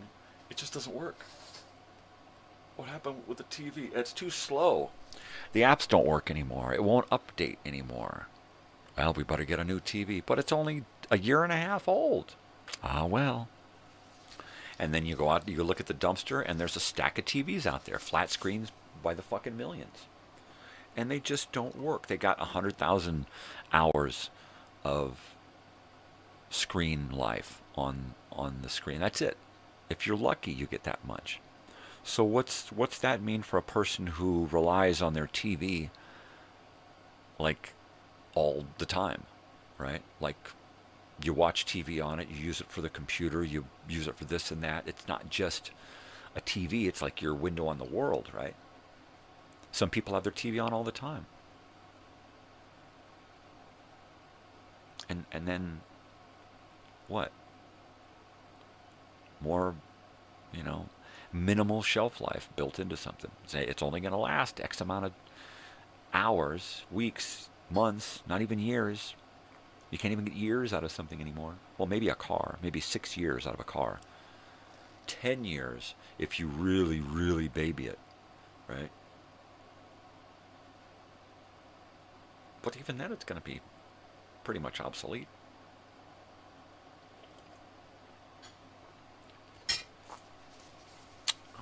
Especially the computerized cars. The ones that have all of that programming bullshit built into it. What happens when those things, those computers, those programs can't update anymore? They stop making updates for stuff, you know. Or one little tiny chip goes out, you know, or you lose your internet signal in your car, because every car has them now. Every car over the last 10 years has got some kind of Wi-Fi link, satellite uploading crap. And of course, in mainstream, they don't tell you that if the system crashes, your car crashes, you're done too. They don't tell you that, you know, because they don't want people to know that you can just push a button somewhere and shut your car off. And they don't want us to know that. They don't want us to know that they can just get into our car's programming from afar and hack it and tell our computers to die, right? And that's it. They can do it with phones. They can do it with household computers and PCs and laptops. They can do it with corporate computers. Wells Fargo gets hacked all the time. So what you're telling me is that a car can never get hacked, even though it's mostly computer bullshit now? Wrong. They don't want you to know that, because you're going to be driving a Tesla that's all computer, and what? You're going to be afraid that somebody can crash your computer, crash your car, blow up your fucking batteries and shit from somewhere else remotely? They don't want you to know that. People are going to be scared to death to buy those cars. You know? But what? You can't do the math? You can't. So everybody else gets hacked, but cars don't? Right, bullshit. You're just full of shit. It's the whole reason why we can't vote from our fucking telephone, our smartphone. It's because shit'll get hacked, right? They design hacking as a way for them to make more money. All right, they build backdoors into the stuff. They build these secret passageways into programming so that they can be hacked. If shit can be hacked, then you have to buy the anti-hacking bullshit. You got to buy the antivirus, the anti-malware. You got to buy all of that shit. Why? Because it's the same reason why they've got spare parts for cars. Because they build in a short life on a lot of these parts so that you have to replace them. There you go. Greed. Used to be that you could buy something and it would last forever. The stereo behind me right here, it's got new rubber belts. It'll last for another 30, 40 years, right? They don't sell that kind of shit anymore because nobody makes money off of shit that people don't have to buy every 2 years. Who's making money off of that? Nobody. That's why everything is disposable now. Including people. We're now disposable. We are so disposable that they're going to start picking us up, and we won't be buried anymore. We won't be incinerated anymore. We won't be interned, entombed, encased in wood or concrete any longer. It'll be mandatory for dead bodies to go to a facility for processing and elimination, all right? And it'll be just like Soylent Green, right? Where they just take the bodies, they process them, they clean them, they scrub them of all diseases and what, because of course they can do that. They don't do it for the living, but they can do it for the dead. And then they're going to turn those dead into food and they're going to feed them back to us. Because pretty much that's all we're going to have left is this form of industrial cannibalism. It's going to be industrialized. It is. Just like in Soylent Green. We're going to be fed back to each other because there's not going to be anything left for us to fucking eat. There will be for the rich, right? They'll be dining on elephant ribs and lion steaks and shark frickin' steaks and stuff, but we'll be dining on each other. And we'll be slaves to them, growing food to feed them. There you go.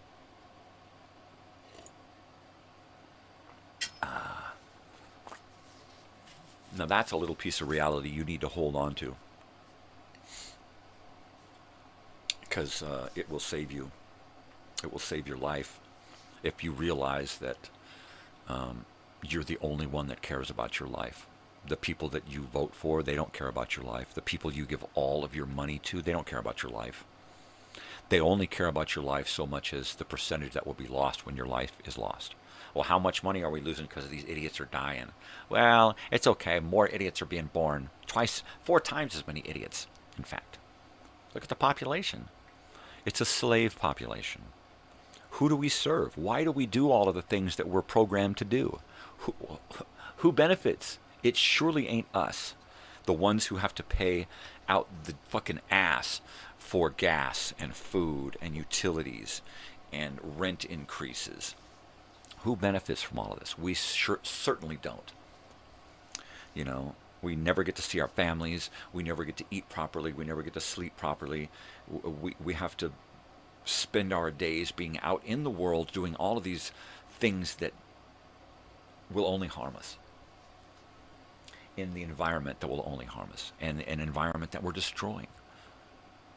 And it's vicious. It's a cycle that just goes around and around and around and around.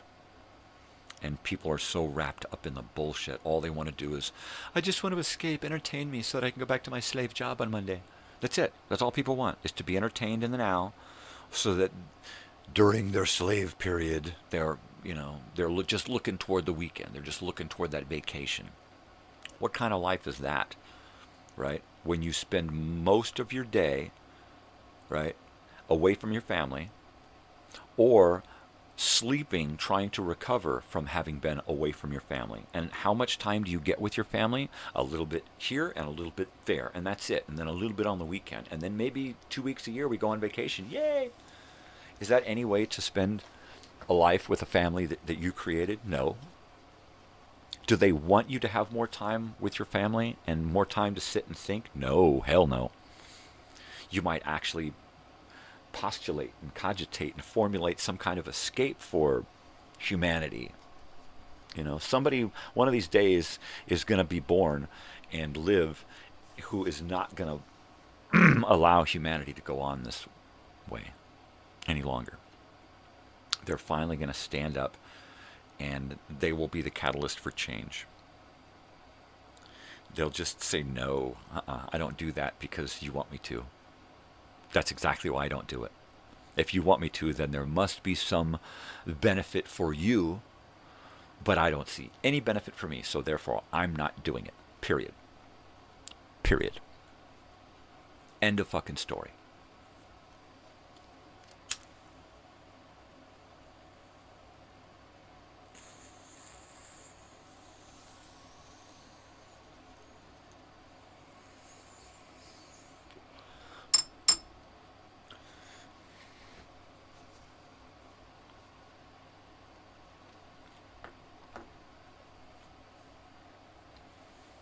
I'm over it. I'm done following suit. Right? I'm just done. I mean, I did it. I really, really, really tried. I gave up my whole being, you know, to be a part of society, to play by society's rules, to do what was required of me, to be the good husband and father and provider and all that stuff. And all it got me was antidepressants and antacids. And very, very bad health. Of course, the work that I was doing, house painting, you know, paints and lacquers and oils and all that kind of stuff. No, that's not good. That's slave labor right there. Yeah.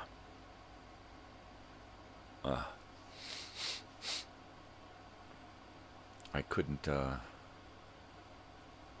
back to that if I tried. Right? First of all, physically, I couldn't handle any of that anymore. I've got tiny little things to do for friends, and I refuse to talk about money. You know what?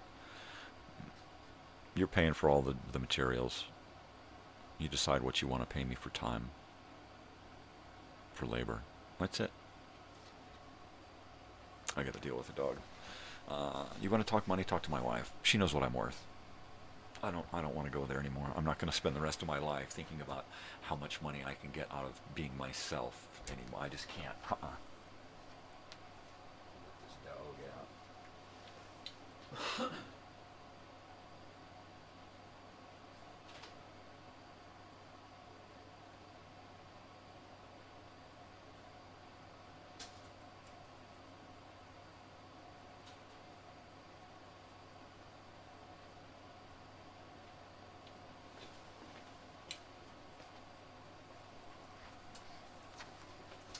And of course, the last thing I want to do with the rest of my life is worry about money, right? And then I've got this the financial end of the reunion thing, which I hope it didn't start off huge and then just peter out, right?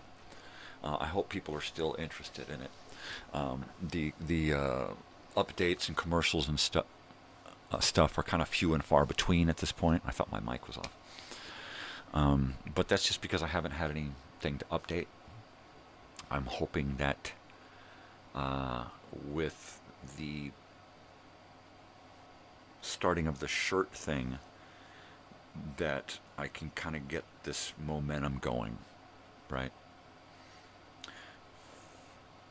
And try to get people on. Look, if I can get one person on to just worry about finding us an alternate location, right, at a good price, an alternate location at a good price. We want a private beach with a private house and plenty of space, right? The house doesn't have to be big, but the beach, the property has to be huge, anywhere on the lake, right? If I can just get one person to deal with that for the next 8 months, then yeah. Trying to figure out what a dog is doing here. Does he want to go in a room or out a room? Come on, Ollie.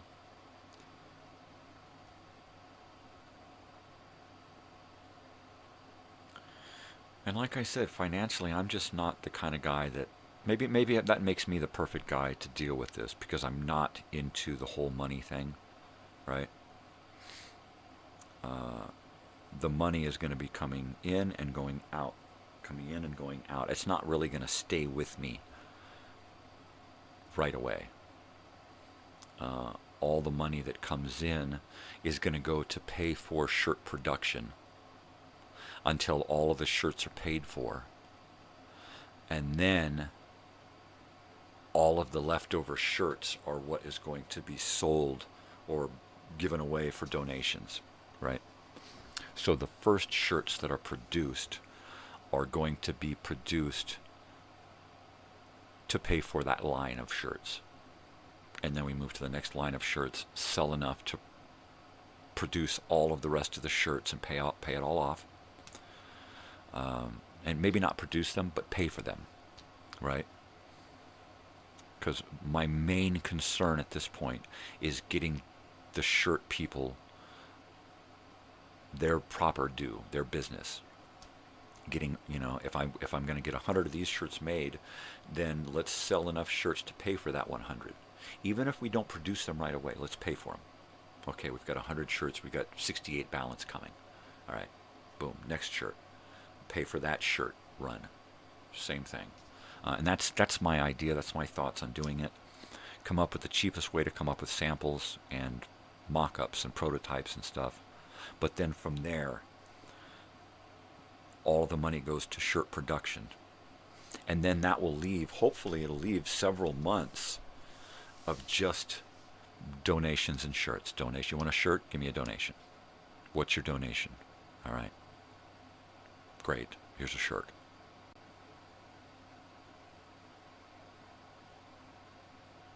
It's just going to be shirts. Shirts, shirts, shirts. Donation shirt, donation shirt, donation shirt, donation shirt.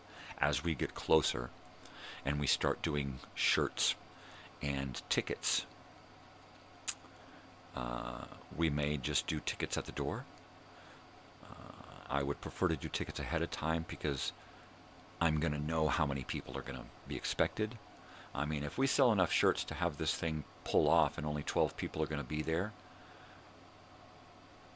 that's a lot of money spent on 12 people, but it's all going to get spent, right? Because the money is going to be raised for the venue, the house, and the entertainment, and that's pretty much it, and the food, And if I get to invite homeless people in to eat all this extra food, well, then so be it. Extra is extra. The extra is not money. I'm not doing this to make money. It's not my job. Some people throw these, I know, I see them on Facebook. Some people throw these reunion parties every year where they do a cruise and stuff and tell me that they're not making money on this, because they are. You know that they're making money on this. If they're selling tickets to a cruise, then they're making some kind of either that or they just want to go on a cruise free, and this is how they do it. I want to party. That's all. I just want to party. If I got to make hundreds of t-shirts and invite hundreds of people and create all of this just so that I can have a party, so be it. But people have to understand that it's not my party. On my end, it's my party. The people that I want to see are going to be there, it's my party. The people that you are going to want to see that are there, that's your party, right? It's everybody's party. So I had expected to have shirts by today and be doing a Elsinore Brothers and Sisters live episode 1 tonight. But I have not heard from the shirt people. So I'm probably going to be going out today and doing some kind of, status situation. I have no doubt that they are taking care of things the best they know how, right? I have no doubt.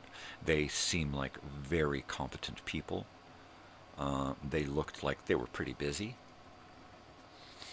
And they looked like they were very professional. They had a lot of really cool equipment there. And they were able to do a lot of different things. But nonetheless,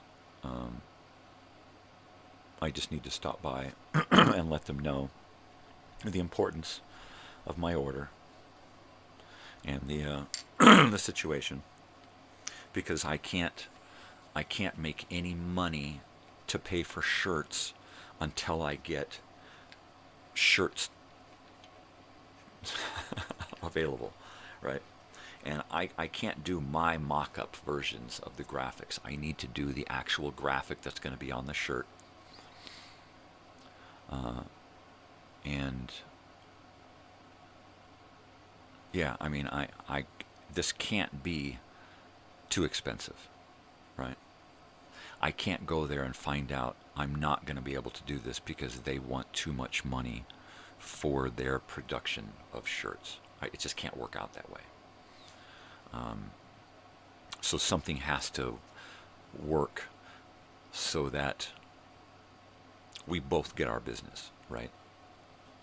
I need them to get the business that they need the way they need it, and I need to get my shirts for donation the way I need them, and I need to get certain stuff first so that I can get into the fundraising end of it, right? And all of the fundraising is going to go towards shirt production until there are enough shirts produced to start funneling some of that money into donations.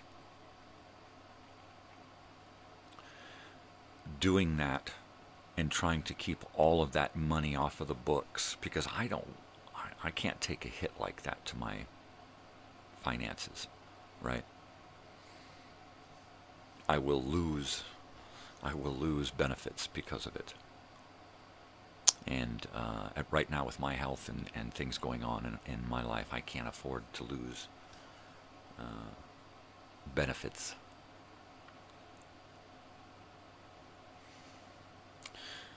Yeah, so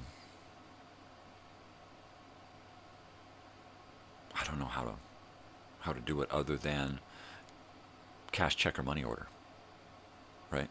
Cash, check, or money order, an envelope, and on an index card or on a piece of paper, you need to write what shirt, what size, and what color, and how many, and that's it. Give me your address, and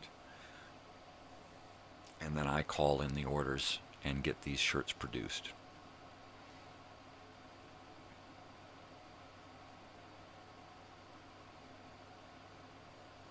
What I would really like to do is get enough shirts ordered for each line of shirts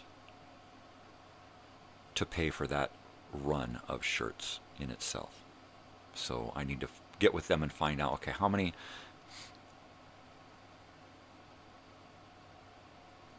much money for 100 shirts, and then how many shirts do I need to sell at what price to pay for that 100 shirts.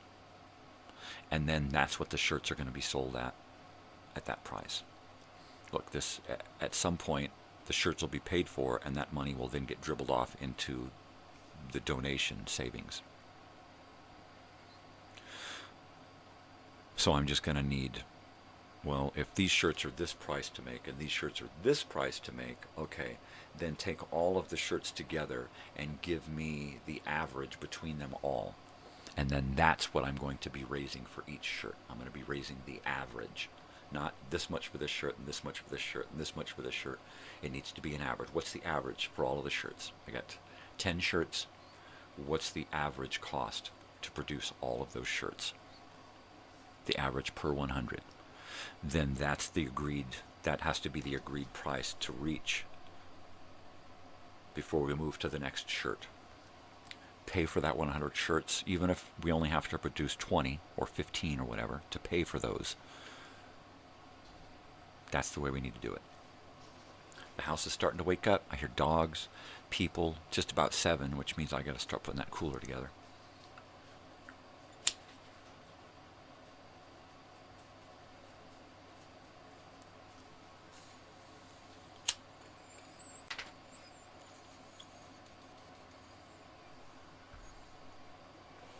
Somebody's awake. What's up, buddy?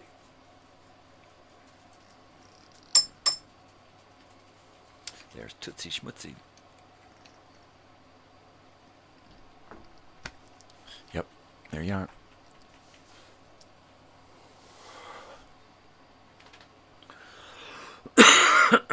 So, yeah.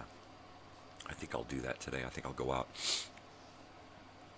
after a nap and get some closet shelf brackets so we can continue in the yard.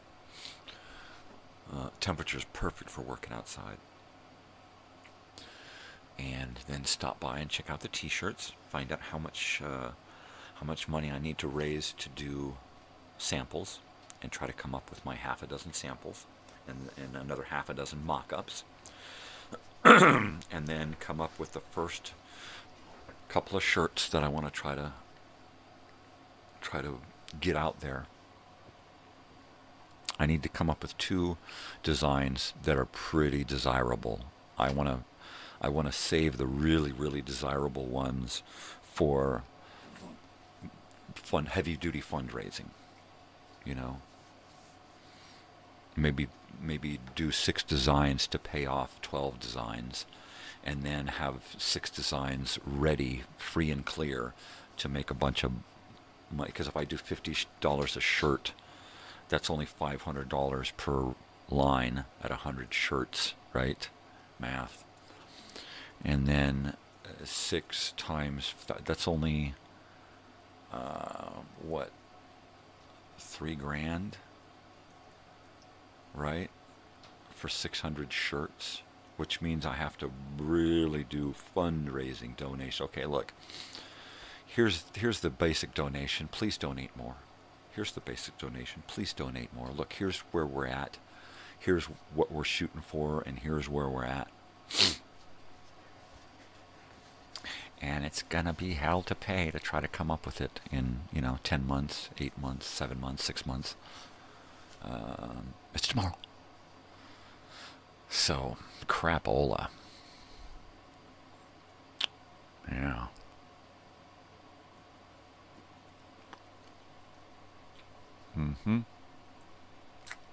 Well, technically it's been an okay show. It's been not too bad. It's not too far, baby. So, let's see. What am I going to do? A few minutes I'll run into the kitchen there and do some I'm going to do some coffee. Yeah. Alright, I'm going to turn off the sound and leave you with these 2 dogs sitting here.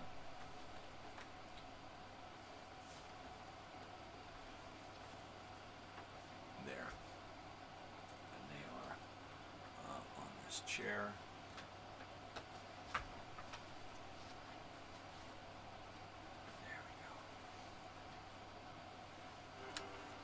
Oh, that wake up mom. Yeah, I know. She's awake. Okay. And there you go. See the little doggies there? I'm going to go get some coffee. I'll be right back. You guys stay there. Be entertaining. I'm going to turn off the mic.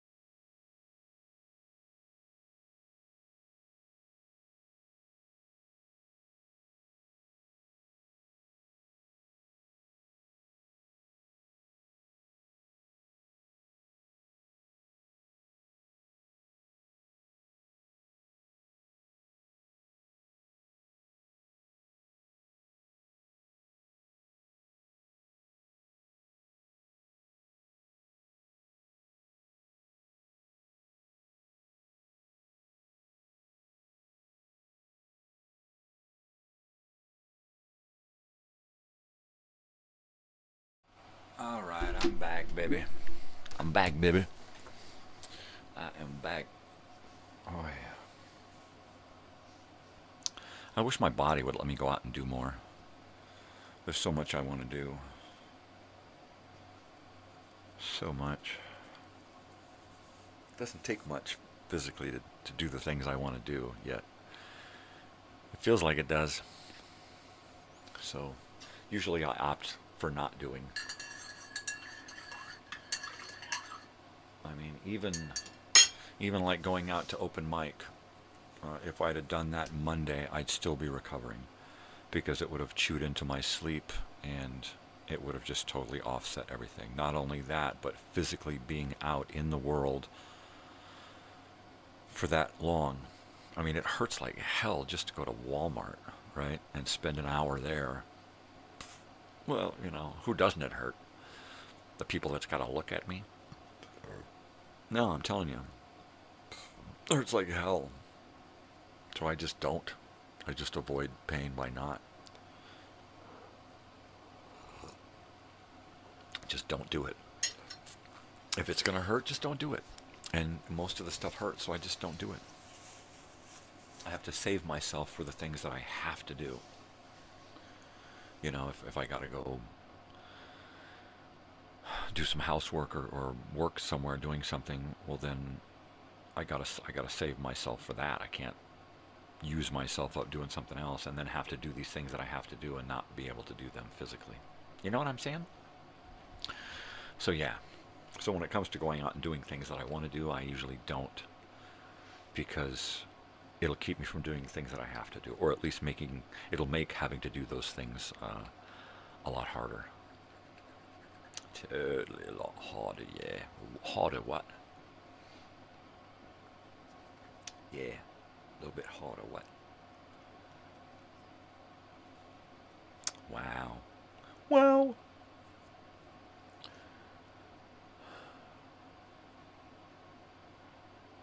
Yeah. Yeah.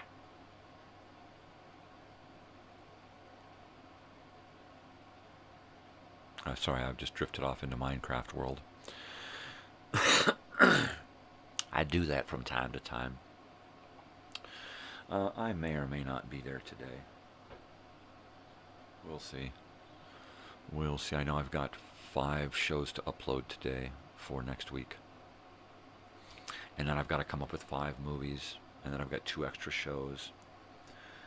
And then if I get that done by Friday, do the program guide and get all of that done so that if I have the time on Saturday, I can create a couple of actual original videos. Right? Because there is stuff that I want so badly to work on, but mentally and emotionally I just ain't been there because of my physicality. It just ain't working.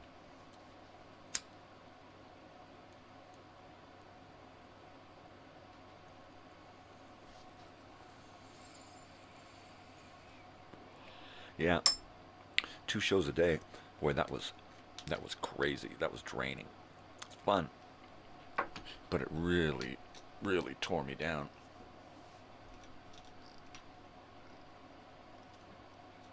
Yeah.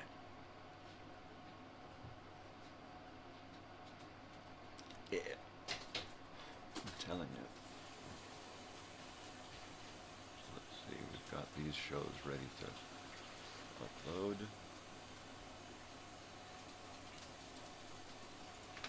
Now we need to check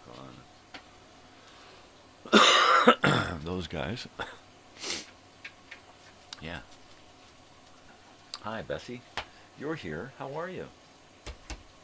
Big face. Big face. Where's that big face? There's that big face. There's that big face. Big face. Hi. Hi, how are you? Hi, how are you? Hi, how are you? Hi, how are you? Yes. Yes. Where's your big face? Biggin. Oh, you're such a biggin. Yes, you are. Yes, you are. Hi. Big face. A big face. A big face, Bessie. Big and big.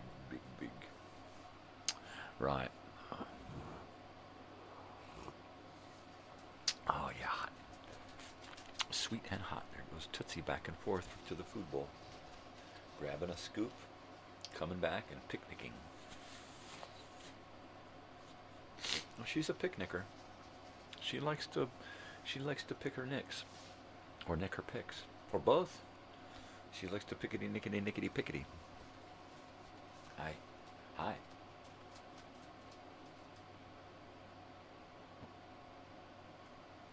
She's a weird dog.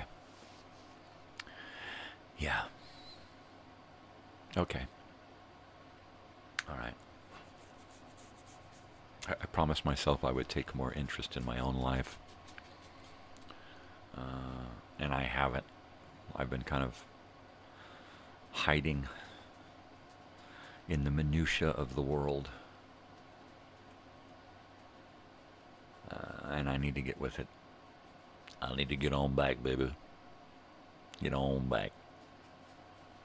Who ya to ya? Really? Really, Bo Billy. But I think what I should probably do now is put a cooler together. Get a few things together. I'll be right back.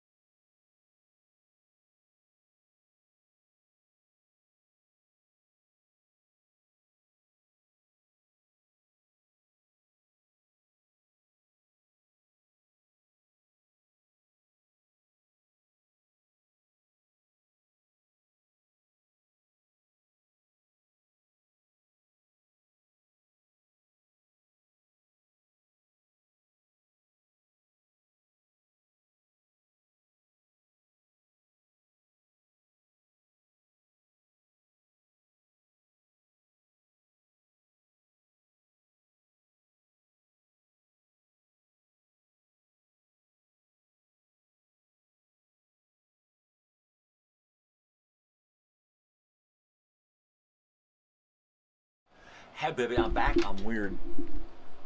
Here I am. How are ya? How the hell are ya?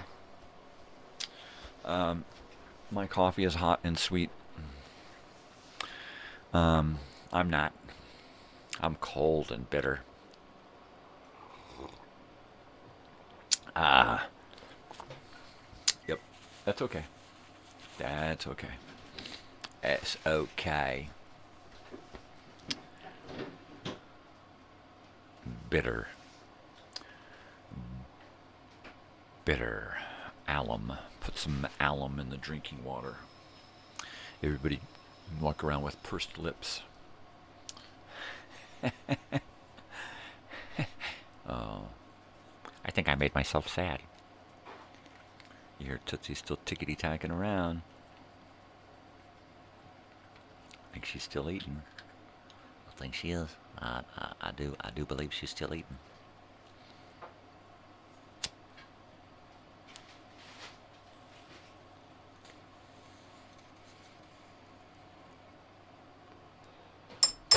Yeah, baby. Oh, yeah, baby. Well, it's 7 o'clock. 7 in the a.m. The 18th of September here. Wow, 2024. This year's almost done. They're just going so quick now. Right? Every day.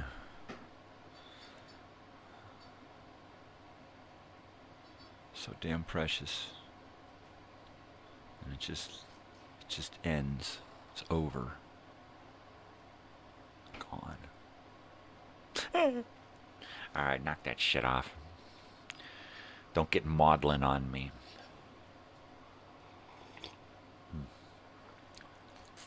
Uh-oh. One of those hit words. Right. Okay. So Old Time Radio Wednesday. We started the show off listening to some of The Shadow. Oh, yeah, that was good. If you missed it, it's in the playlist. Lots of stuff in the playlists. Almost all of the X-1 is in a couple of playlists, so I'm going to consolidate everything at some point.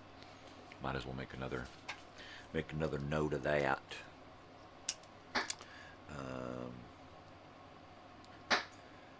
Consolidate XM1. And I need to, well, really need to move stuff around on these computers. I need to check out this other hard drive here. Let's see if I can utilize it. The external test. There, I cleaned everything off of it to use it for something else, and then stopped. So I got to figure out what to do with that. How to free up. And then what I also need to do is probably get onto Windows, what do they call that? Tech support. And have someone from tech support walk me through trying to free up more memory on my old computer. The new one, I pretty much know where everything is on that computer. Everything that I install or upload onto that new computer is right on the desktop, so nothing's hidden. But on this old PC, there's a lot of stuff hidden away in files and stuff that I may or may not need. So I need to figure it out and try to get rid of it and try to free up some more memory. Programs that I don't use, information that I can dig out of this and put onto the external hard drive. That's going to help. The older the PC gets, the harder it is to keep up with the updated programs and applications, and those things use more memory. every generation, and every generation the computers upgrade and get bigger and faster and stronger to meet the demands of that. So if you've got an older computer, you're just in the dark ages, right? Just freaking caveman. Me PCR.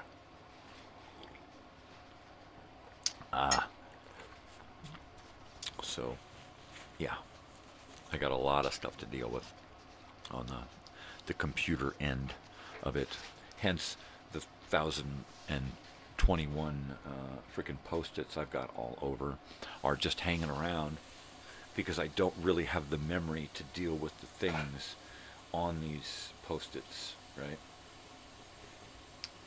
There's a lot of stuff I need to upload, download, share between the computers. And when there's not enough memory, it just freezes everything up.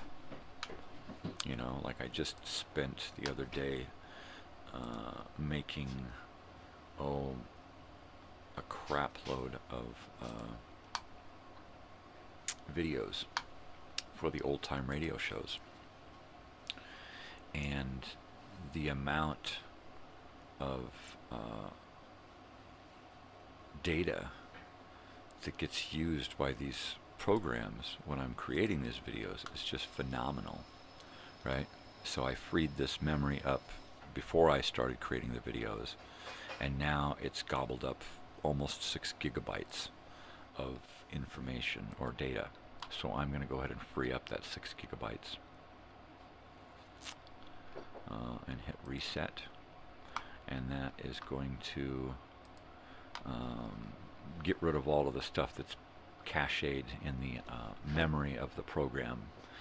Everything's clouded, so I don't need it cached there. All of the programs that I use regularly are totally clouded, the memory.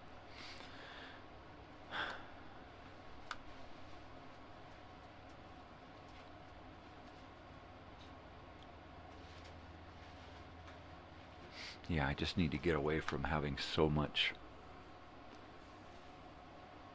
hard drive memory gobbled up, right? So I just freed up about 6 gigabytes, which takes me to almost 30 gigabytes of free memory. Now the other day I had it up to almost 50, but I don't know where it went. I've only got 146 gigabytes free on my 2 terabyte hard drive, external hard drive. So I'm running out of room there. That's not even enough room to hold the rest of the X-1s, right? There's the X-1s are, anywhere from 2 gigabytes to 6 gigabytes per video, depending on the quality and the amount of data used in the audio file. Yeah. So I think what it's going to be is it's going to be a thumb drive, a really fat thumb drive for X-1s and possibly all the radio shows in the video form and in the audio form. And then I'm just going to dump all the graphics when those videos are all done. It's almost time to dump all of the X-1 graphics once those videos are done, and I no longer have to think about going back and recreating a video, because sometimes I'll listen to a video and I'm like, oh crap, that's not the right sound. I didn't put the right sound in. And I've had to go back, delete the video, and re-edit, and then upload a new version. I've got 2 versions of something. I need to get rid of one in my files before I can move everything around. It gets kind of cumbersome to try to shoehorn this stuff into a smaller and smaller place. I don't want to zip drive anything, because then I need a computer to utilize it. I would rather it be on a disk, or on a thumb drive, so I can just plug it in and use it, right? The smart TVs, I should be able to plug in a thumb drive with all of the X-1 videos and just push play. and then play all of those videos, right? Or copy that thumb drive onto another and send it to someone, and they should be able to do the same, just plug and play. But I need to get all of this information off of the computers and onto storage devices, thumb drives, hard drives, disks, whatever, and put them in the can. I need to get rid of it. Once it's produced and it's out there, it's just taking up space. It's great to have it archived, but on the main show here, it's just taking up space. Even on the external hard drive, it's just taking up space. If I could take all of the X-1s that I have on this computer, which is about 65 gigabytes. Oh no, it's got to be more than that. It's got to be way more than that. Let me I'm going to go ahead and check. Hopefully it won't freeze up my trying to watch my numbers here as I'm doing this and clicking. What's my computer doing CPU wise, right? Okay, morning show. OTR files. Ooh, that's not the right one. It's Wednesday shows. Here we go.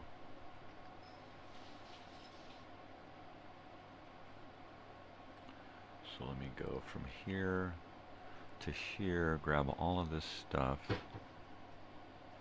And what is that? So I've got 70 gigabytes on this computer that has to get transferred over to this external hard drive. On this external hard drive, I've got, and I got already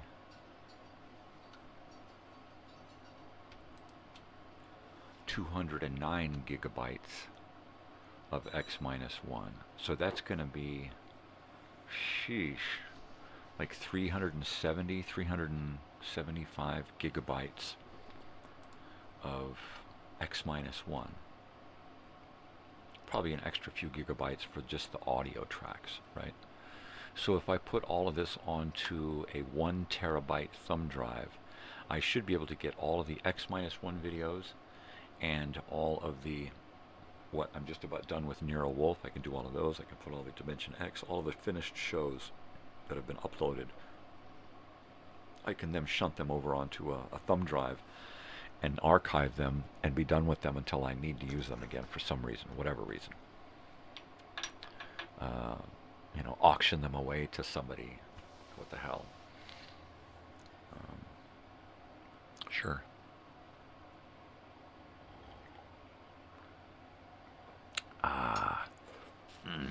Coffee. I think it needs to be hotter. I'm going to go heat up my coffee back in a flash.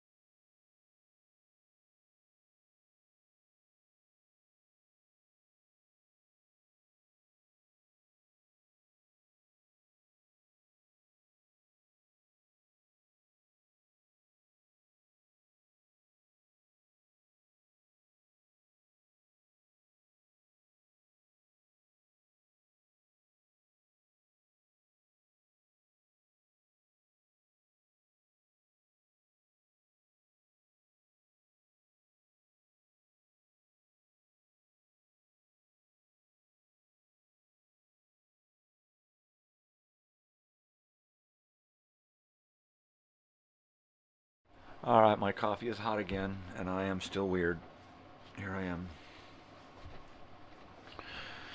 Oh, My body just will not cooperate anymore. It just won't. It's saying, game over, man. I'm done. I'm done, baby. And then I force myself to do shit, even when it fucking hurts. Because what are you going to do, right? What are you going to do? I have to give into it most of the time, but there are times when I just get sick of playing dead that I just have to get up and do something no matter how hard it is or how much it hurts.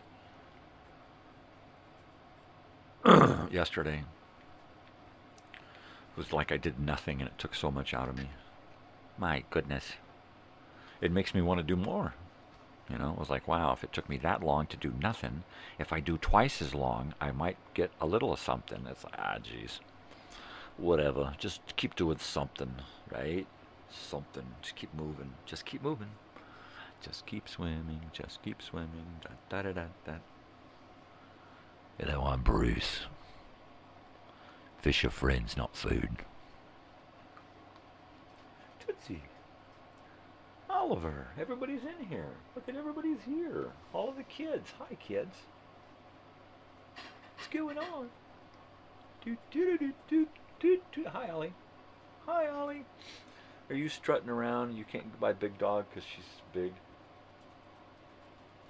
Uh-huh. Well, I don't know. Oliver just don't like Big Dog. He treats her like a second-class citizen. Yep. I don't know what it is. Nose hair. It must be the canine in him. It must be the dog. He's the dog. Yeah, he's the dog. He's the bee's knees. He's a little guy, and she's huge, and he don't put up with no shit. She tries to do this and play, and he just gets tough. Like, what are you gonna do, huh? Huh? Don't get tough with me, lady. He's just a weird guy. And he don't like her. She's big.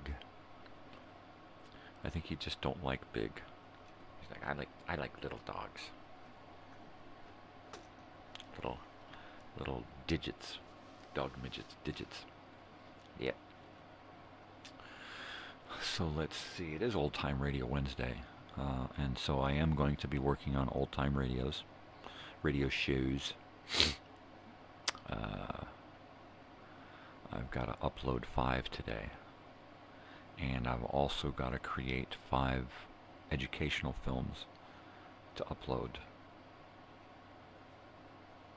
And then make sure I've got my 2 bonus shows for next Wednesday. Because it is Wednesday, there are bonus shows. So there are 2 radio shows at 8 and 8:30 this morning. And then 2 more shows at 12 and 12:30 this afternoon. So check those out. Of course, today is Escape and Lone Ranger are the 2 extra shows. No, I'm sorry. Today is the 18th, so it is Suspense and Inner Sanctum. Yeah, so X-1, Suspense, and then Mirror Wolf and Inner Sanctum. And that's a lot of good listening right there. That's some good stuff. And they premiere at their usual times throughout the day. So be sure to enjoy those. I know there are a few people out there who enjoy this stuff as much as I do, and they can't get enough of these old-time radio shows. With me, for many times in my life, it has become a regular part of my relaxation. You know, for years, doing my slave labor, doing them jobs where the only real rest I had was like during lunch, right? Which is normal, but I would double down. I would go to my car, put myself in a nice comfortable seat, turn that radio on, listen to an old time radio show, have a really good lunch, smoke a little weed, and put a huge break right in the middle of my day. So I divided my day up into 2 chunks rather than one big day. That lunchtime with the radio show would just take the ouch out of that second half of the day. I could go into the second half of the day just feeling really good. You know, the weed had a little help with, but that radio show was key.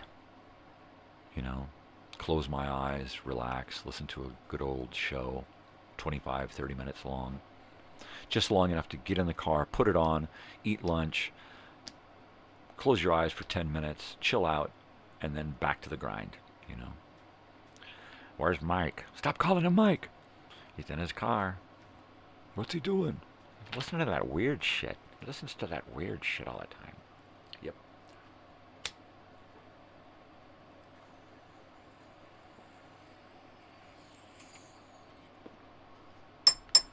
That's me.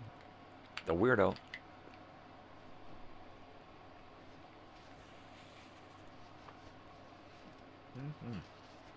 But it works. It's great stuff. That's always been one of my favorite lunchtime buddies.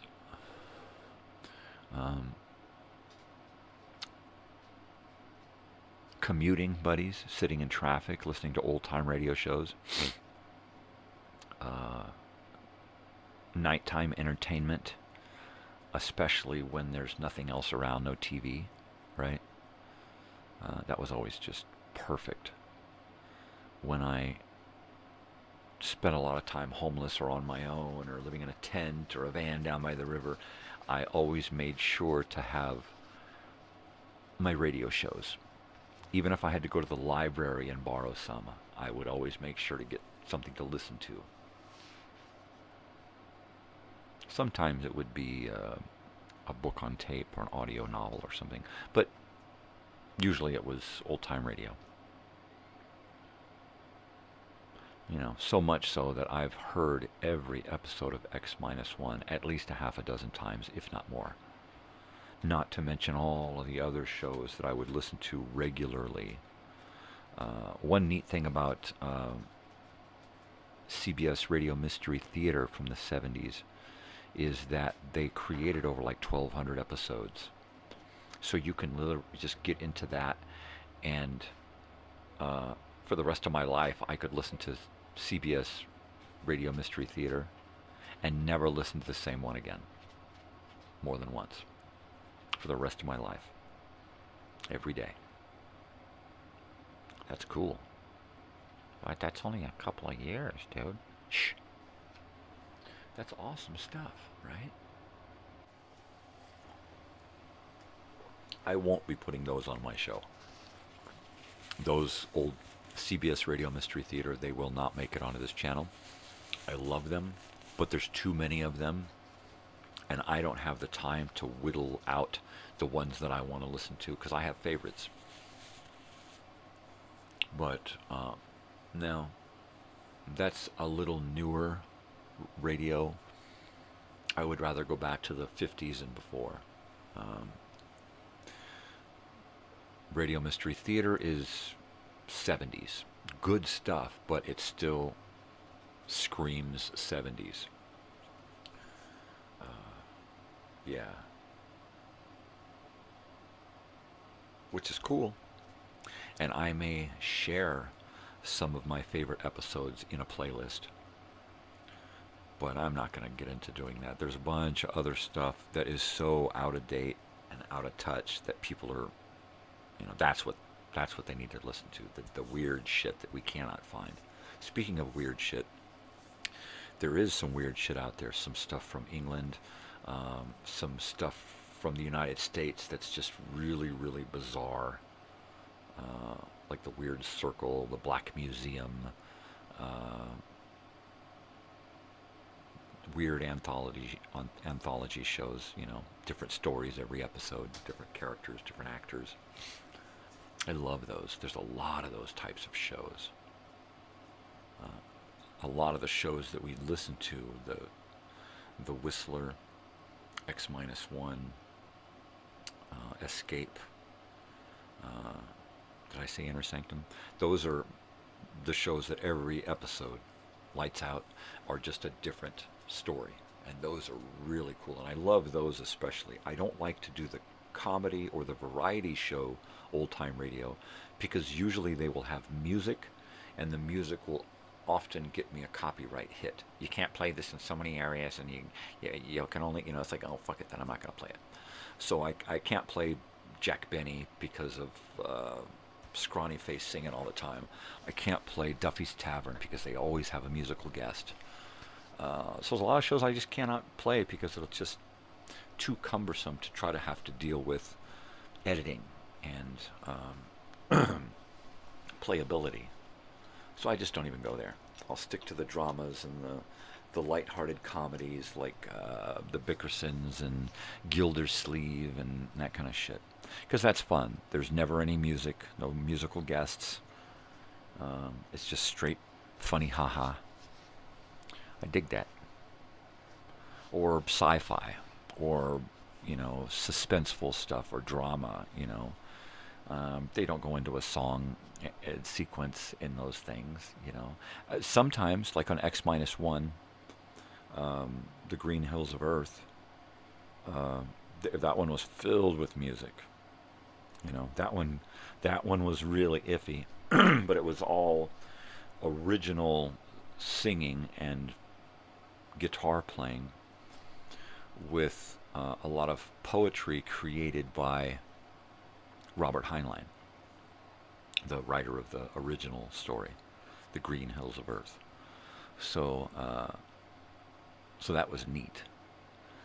But it was also neat that I didn't have to cancel that one, because Robert Heinlein is one of my favorite, if not the most awesomest science fiction writer ever.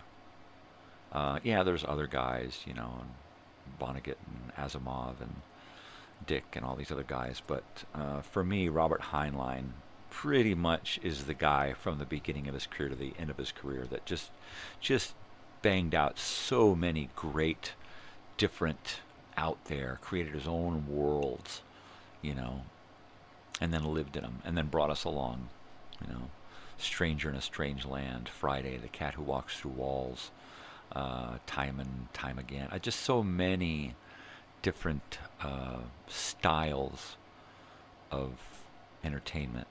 He started writing kids' teen sci-fi books, and then got into heavier novels and stuff. Just great stuff.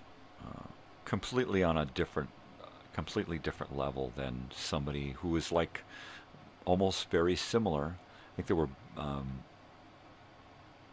Heinlein was in the Navy and I believe he was aide to a general or something, as was what's his face,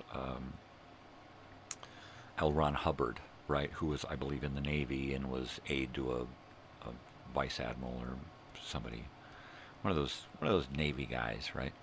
So very similar in careers, but totally different in their writing and in what happened to these guys, right? I mean, look what happened to L. Ron Hubbard. They turned him into a god, and turned his writings into biblical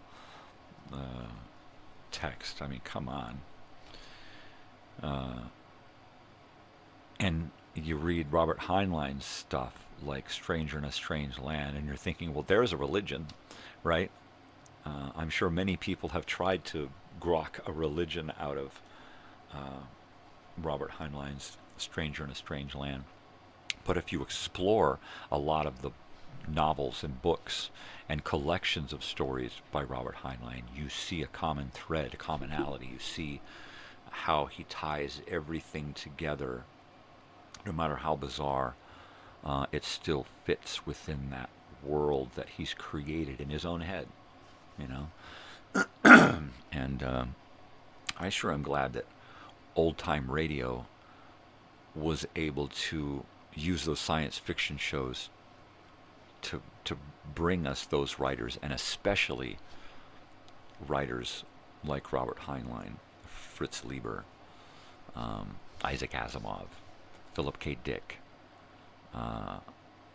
and the writers, the really competent writers who would adapt these for the radio. George Lefferts and my favorite Ernest Kenoy just were excellent adapting these stories to just a strictly audio version where you could see the stories play out in your head.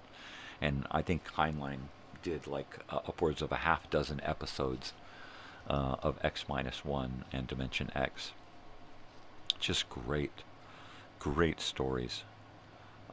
During the 50s, they even made a couple of his smaller books into into movies, you know, drive-in movie type stuff. Rocket Ship XM to the Moon, I think, was one. Or was it?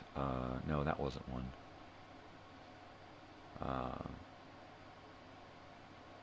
Yeah, I'll have to dig out the movie and the book and take a look at it.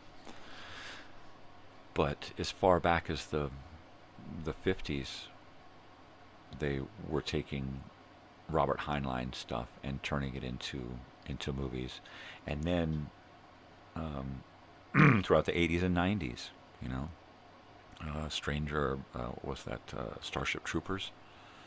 That's a Robert Heinlein. The Puppet Masters, not the Puppet Master, the horror film, but the sci-fi, The Puppet Masters, Donald Sutherland. That's another great one. And there's a few more out there that I can't pry out of my head right now. But good stuff. Good, solid entertainment. A fully backed, colorful story, you know, that you can see play out in your head. That's a good writer, you know. And classic Heinlein stuff. We need more of that to be adapted. I really want to see an adapted version of Stranger in a Strange Land brought to the theater, but at this point, it's going to be woke, and it's going to be, you know, there's going to be all these movements and all of these agendas built into it. So you're not going to get the story. You're going to get an agenda. You're going to get somebody's propaganda tied into it. They can't just take the story and present the story anymore. Now they have to butter it up so that it appeals to every single little fucking audience out there. And that's the disturbing part of Hollywood is... Adios, dear. Love you. Be careful. Drive safe. Call me. We'll do lunch. That's the sad thing about Hollywood now, is that they don't just make a movie for the movie. They make the movie so that it appeals. It's okay. It doesn't offend, you know, and that sucks. All right, I got to get this cooler out. Take it out to the kid. I'll be back in a flash.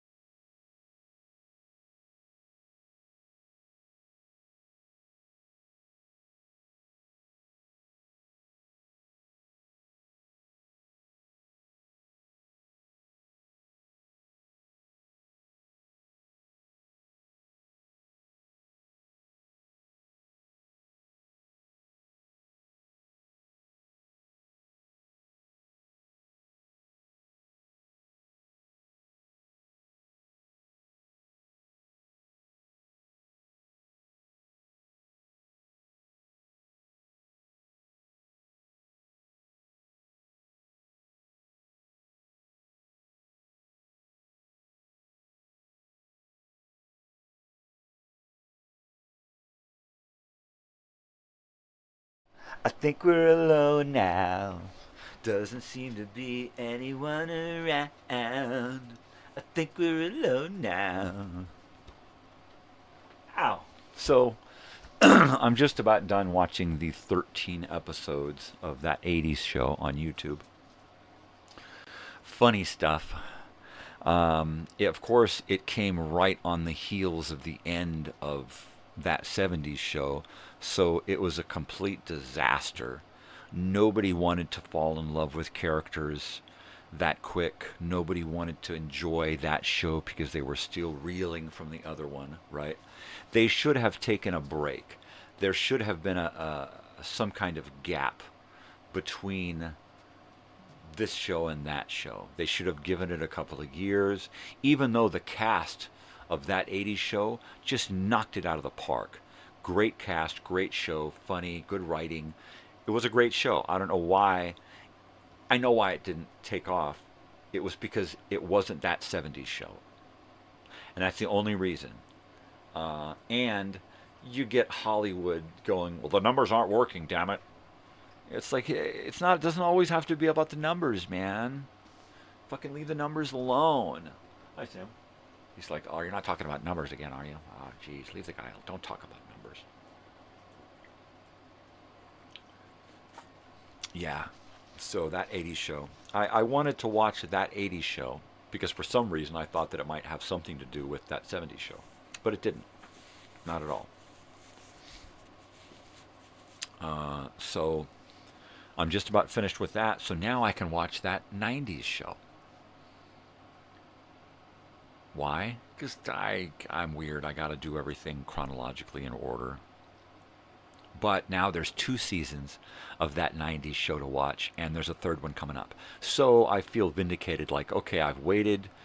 The show took off. It's still working. They're still making the episodes. If they weren't still making the episodes, it would be like 2 bummers, right? Ooh, let's get into this show and then have it be canceled. Ooh, let's get into this show and then have it be canceled. So, it's a bummer that 80s show was canceled, but I'm learning to live with it. Those characters, all of the female characters on that show were freaking awesome. They just really outshined all of the male characters on that show. The women were the show. The men were supporting the women in that show. That's the way I saw it. It was the great fucking show. Strong female cast. The female actors totally outshined all of the male actors. Even though those male actors were really, really good, just shows you how good those female actors were. So I'm kind of bummed that the show didn't last. Because I don't get to see those characters develop past their little puberty inception here. And this was like how long ago, right? How many, this was like over a decade ago that this show was happening. Yeah. Now that 90s show, I don't know why. I guess because they keep pulling in cast members from the past. I think that's what makes the 90s show appealing. Having not seen any of it except for a few trailers, that's what I'm gathering, is that this show is appealing because it's nostalgic to that 70s show. It's not a show unto itself so much as it is a hearkening. What the heck? Did he say hearkening? Yeah. All right. I said hearkening. What are you going to do? Get a freaking lawyer and come after me because I said hearkening? Oh. Well, I reckon that I'm probably going to get my uploading over here. Get my uploading of my 5, maybe 7 episodes of Old Time Radio, if I can shoehorn them in one day. And I'll do that, and then while I'm doing that, I will either be sitting here reading and or Minecraft. I need to finish a road and finish a tunnel, And then I'm pretty much set up for Monday's exploration of the dark oak forest. What I think I'm going to do is I'm going to find the edge of the dark oak forest, and I'm going to be putting a U.S.-Canada border type thing around it, where I'm going to go out from the dark oak forest, and I'm going to cut everything around in a giant, piece of property all the way around, so that it's not so scary, right? Because when you've got these kinds of trees going right up against a dark oak forest, then it kind of gets a little thick and hard to see those creepers and shit that are right up against you. So I figure if I clear cut all the way around it, and then go through and manicure out all of the other trees that aren't dark oak, right? And then start building some lit pathways, go around and put torches on every single tree throughout the whole dark oak forest, it's going to create a whole lot fewer monsters, right? So I can start that from the outside, clear cut around it, and then start going in and putting in torches, because you're talking to a big chicken shit, all right? When it comes to creepers and skeleton guys, and so boomers and bonies and zombies and those kind of guys, I got mauled by a mob yesterday out of nowhere, and it scared the bejesus out of me. I almost wet myself, all right? Heart was racing. It's like I take this shit way too seriously. And then when you're wearing headphones, or you've got it coming through the stereo, right? Just decibels pumping out at you. It gets real. It gets real. And then if you lose yourself in it, doubly so, you know. And then you're a goner, man. Shit happens, and you're like, oh my God, it's dark. I gotta run. I'm gonna get attacked. And then they go, oh, toing, toing, oh, clickety, clickety, clickety, clickety. Man, that shit starts happening. Even the dogs get up and they're like, what the fuck is that, man? I'm out of here. He's scared. What's he scared about? We feel it. We sense it. He's scared. Yeah, it's that freaking serious, man. It's a serious game. I don't get scared playing any other game. I get afraid playing Minecraft when I'm in an area where I could possibly get mauled by something.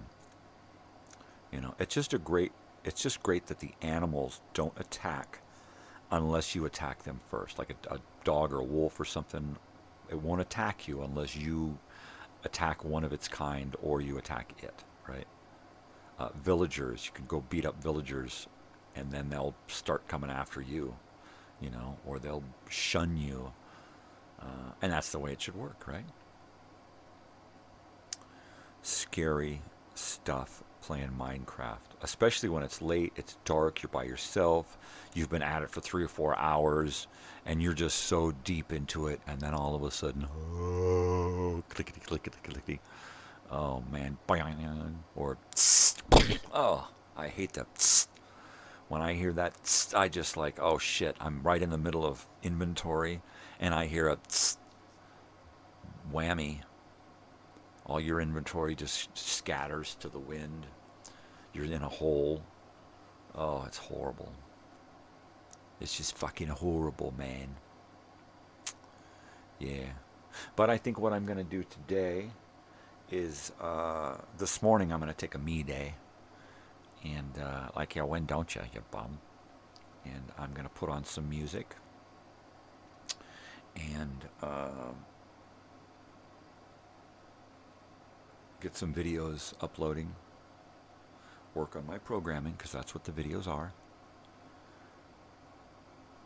And try to get it done by tomorrow. Tomorrow's Thursday. If I can get all of my weekly programming uploaded by tomorrow, then Friday I've just got to deal with the program guide, and then, my gosh, I've got the weekend to come up with some original content, right? I'm hoping that I get the word on t-shirts today, and I can create a commercial for t-shirts. And then once I have the t-shirt samples, not only can I do the commercial, but I can do my live show and start getting these shirts paid for, right? Get them shirts paid for and start getting some donation money in. And start with the show, because I need people to understand that I'm doing this not for the money, but for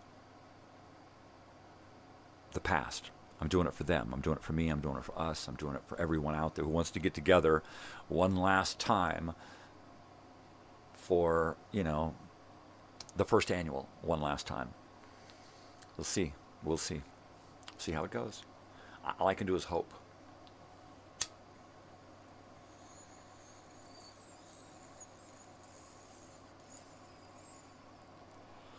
Honestly, every day, I even question if I'm going to be able to be there, if I'm going to make it, if I'm going to live that fucking long. Because every day, I wake up and go, wow, I'm still here? Oh my gosh, how did that happen? I was so shitty yesterday. How could I possibly be alive now? I don't know.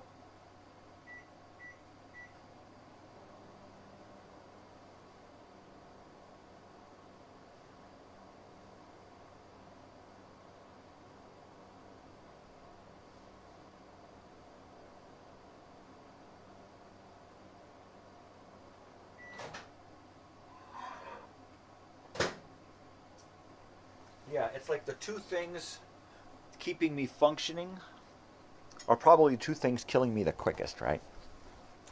Smoke a lot of pot to deal with all of that fucking pain. You know, I don't want to smoke a half an ounce of weed a week. I was probably smoking twice that in cigarettes, but come on. I don't want to be drinking this much coffee, but I got to counteract that sleepiness from all the weed I smoke, right? And all of this barely keeps me out of bed. This insomniac can barely stay awake anymore. Oh, that's good when it's hot. But I seriously question my longevity. You know, I just want to, you know, there's a few things that I want to wrap up, if that's what you want to call it. And this party is one of them. The party, it's like a rap party for me, really. But there's a bunch of stuff I want to deal with. This morning show, this channel, helps me to get a lot of that done. You know, like I really have a lot that I want to say before I go. Man, I'm going to have to do this again. But, you know, what do I do? Write a book, write a diary, you know, keep a log. And I thought, you know what, fuck it, I'm going to do this. Because this kills many birds with one stone, right? I mean, I get to leave this kind of diary, this log, this journal for whoever, but most especially my wife and daughter and family. And it also helps me to make a connection, make friends with people out there who I never thought I would have a chance to, far and away, here and there, you know. It's taught me a lot. It's given me the opportunity to find out what I can do with all of this stuff. It's helped me through a whole bunch of depression and anxiety. It's helped me become a happier person, a more social person, an easier person to get along with. You know, this has done so much. Yeah. It's great. where would I be without this? I'd be doing the same crap, you know, and feeling like a slave.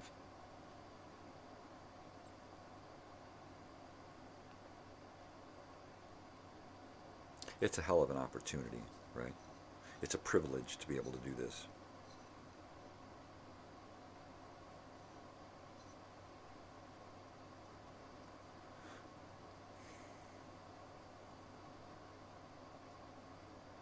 Yeah, I just got a little maudlin there. Got a little...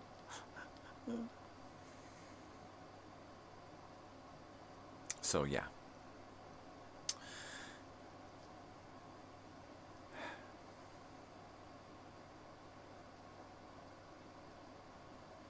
Yeah, I'm hoping that next week is going to start the show.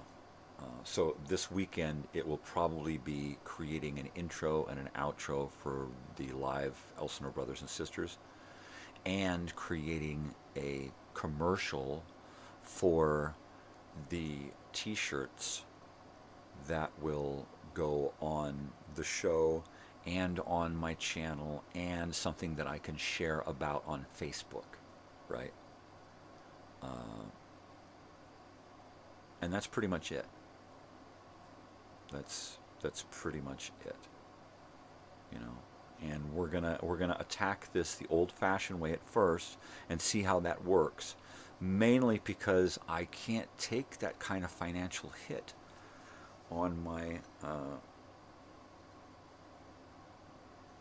bank statement stuff. That I can't go there. You know, it's gonna show as income, and it ain't. It ain't fucking income. You know, it's gonna show that it's my money if it goes through my bank, and I don't, you know, and it ain't that, and I don't want it to look like that. I need to be able to say, look, this is how much money we've raised, and there it is right there. You know, and it should be as plain as that. You know, and I don't want to have it any deeper. So if I can do check, money order, cash, through the mail, send me your information, I'll send you a fucking shirt. Donate the money and I'll send you a shirt. That's it. That's it. What level of donation is it? Great. This is where you're at, status-wise, as a donator, as a sponsor, right? That's it. And so I've got about 10 months or so to pull this off before it's really going to be time critical. And at that point, when it's ticking that close and so much is ready to go, then it'll probably go mainstream, and I'll be doing some kind of look, here's the eBay stuff where you can get the donation and the shirt and all that.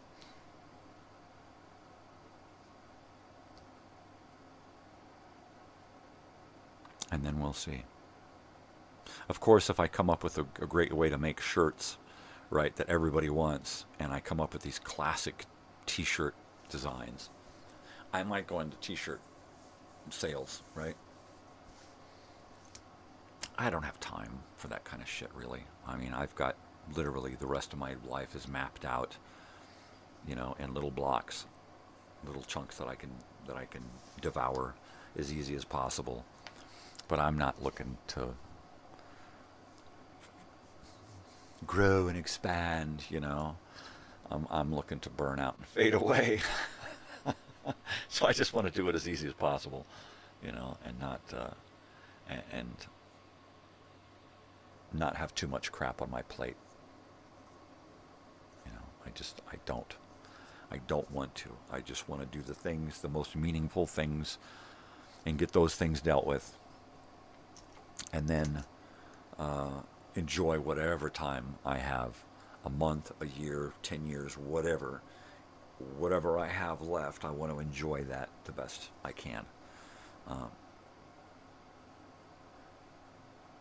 Physically, it's almost impossible. I mean, discomfort and pain,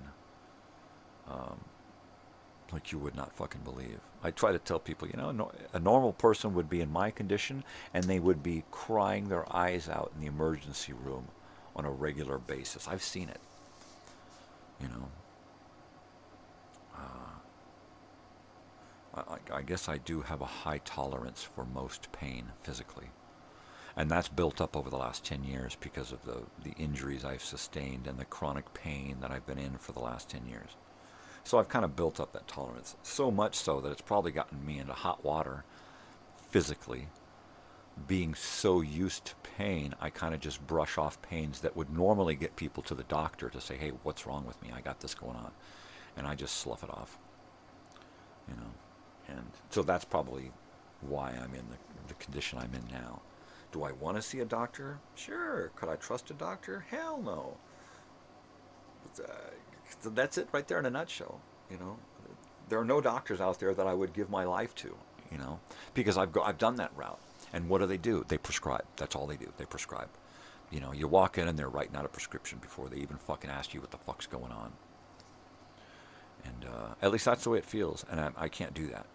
You know, I want a Doc Baker to actually work with me and find out what's wrong with me and deal with it. And, you know, and besides, there's no cures for anything anymore. There's just fucking bullshit fucking prescriptions.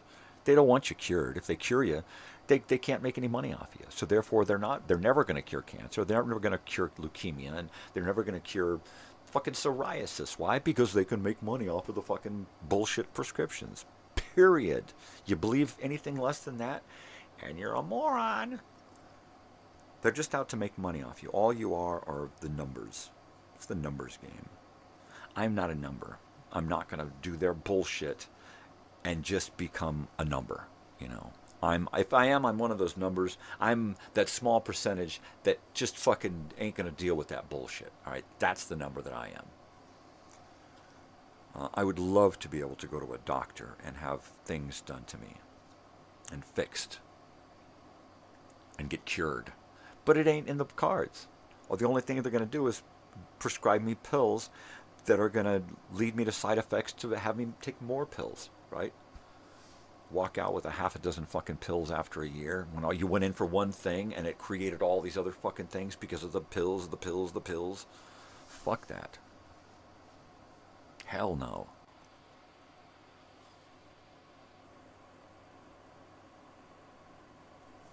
Hell no. Get vivisected and dissected and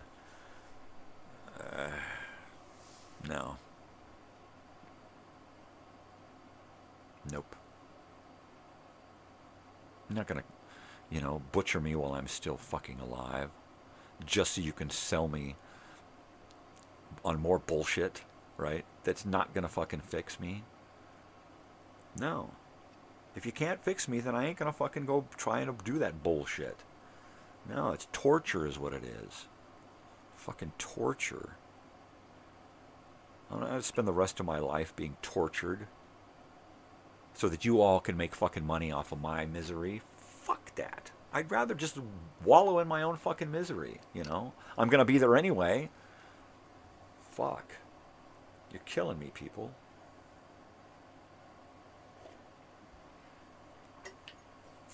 My dogs are getting worried. He's getting excited again. That's all right, guys. I'm gonna have to get the hell out of here. I'm gonna have to eat something. You know what? I haven't eaten this morning. It's the mornings when I don't eat a cereal bar or a piece of toast or something, and I just sit and drink coffee, and I don't smoke enough weed. Those are the mornings where I get into these third-hour rants where I'm just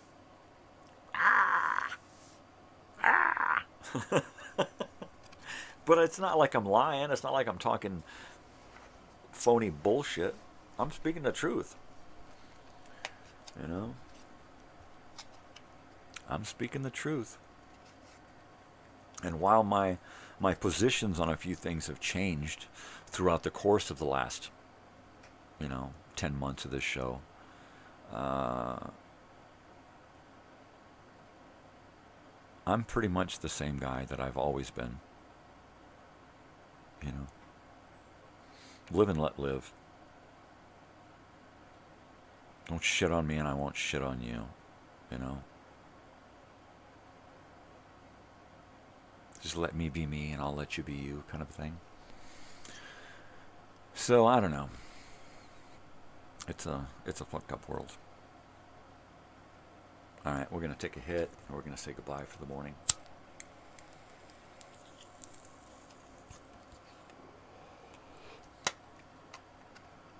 Not quite sure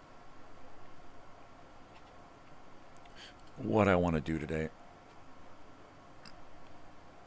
I've got lists and lists and lists.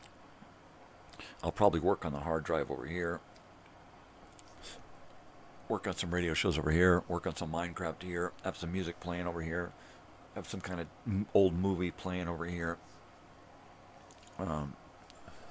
If I get enough external stimuli going on around me, then it takes me out of myself and I don't have to be in as much pain. I'm there, but the pain's over there. I'm here and the pain's there. That's kind of what I try to do every day. I try to accomplish that. Just divide and conquer.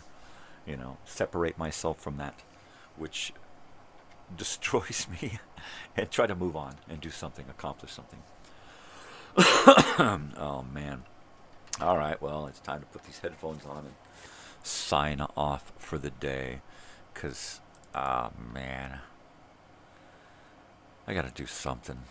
All right, people, you know what to do. Be good, be kind, spread peace, love, not bullshit. Try to help out there. Do something for yourself today, but as well do something for somebody else, because it's not just your world. It belongs to somebody else, right? So, most especially, stay weird, because if you ain't weird, ain't nobody gonna do it for you. All right, people, see you tomorrow morning. Love you. Adios.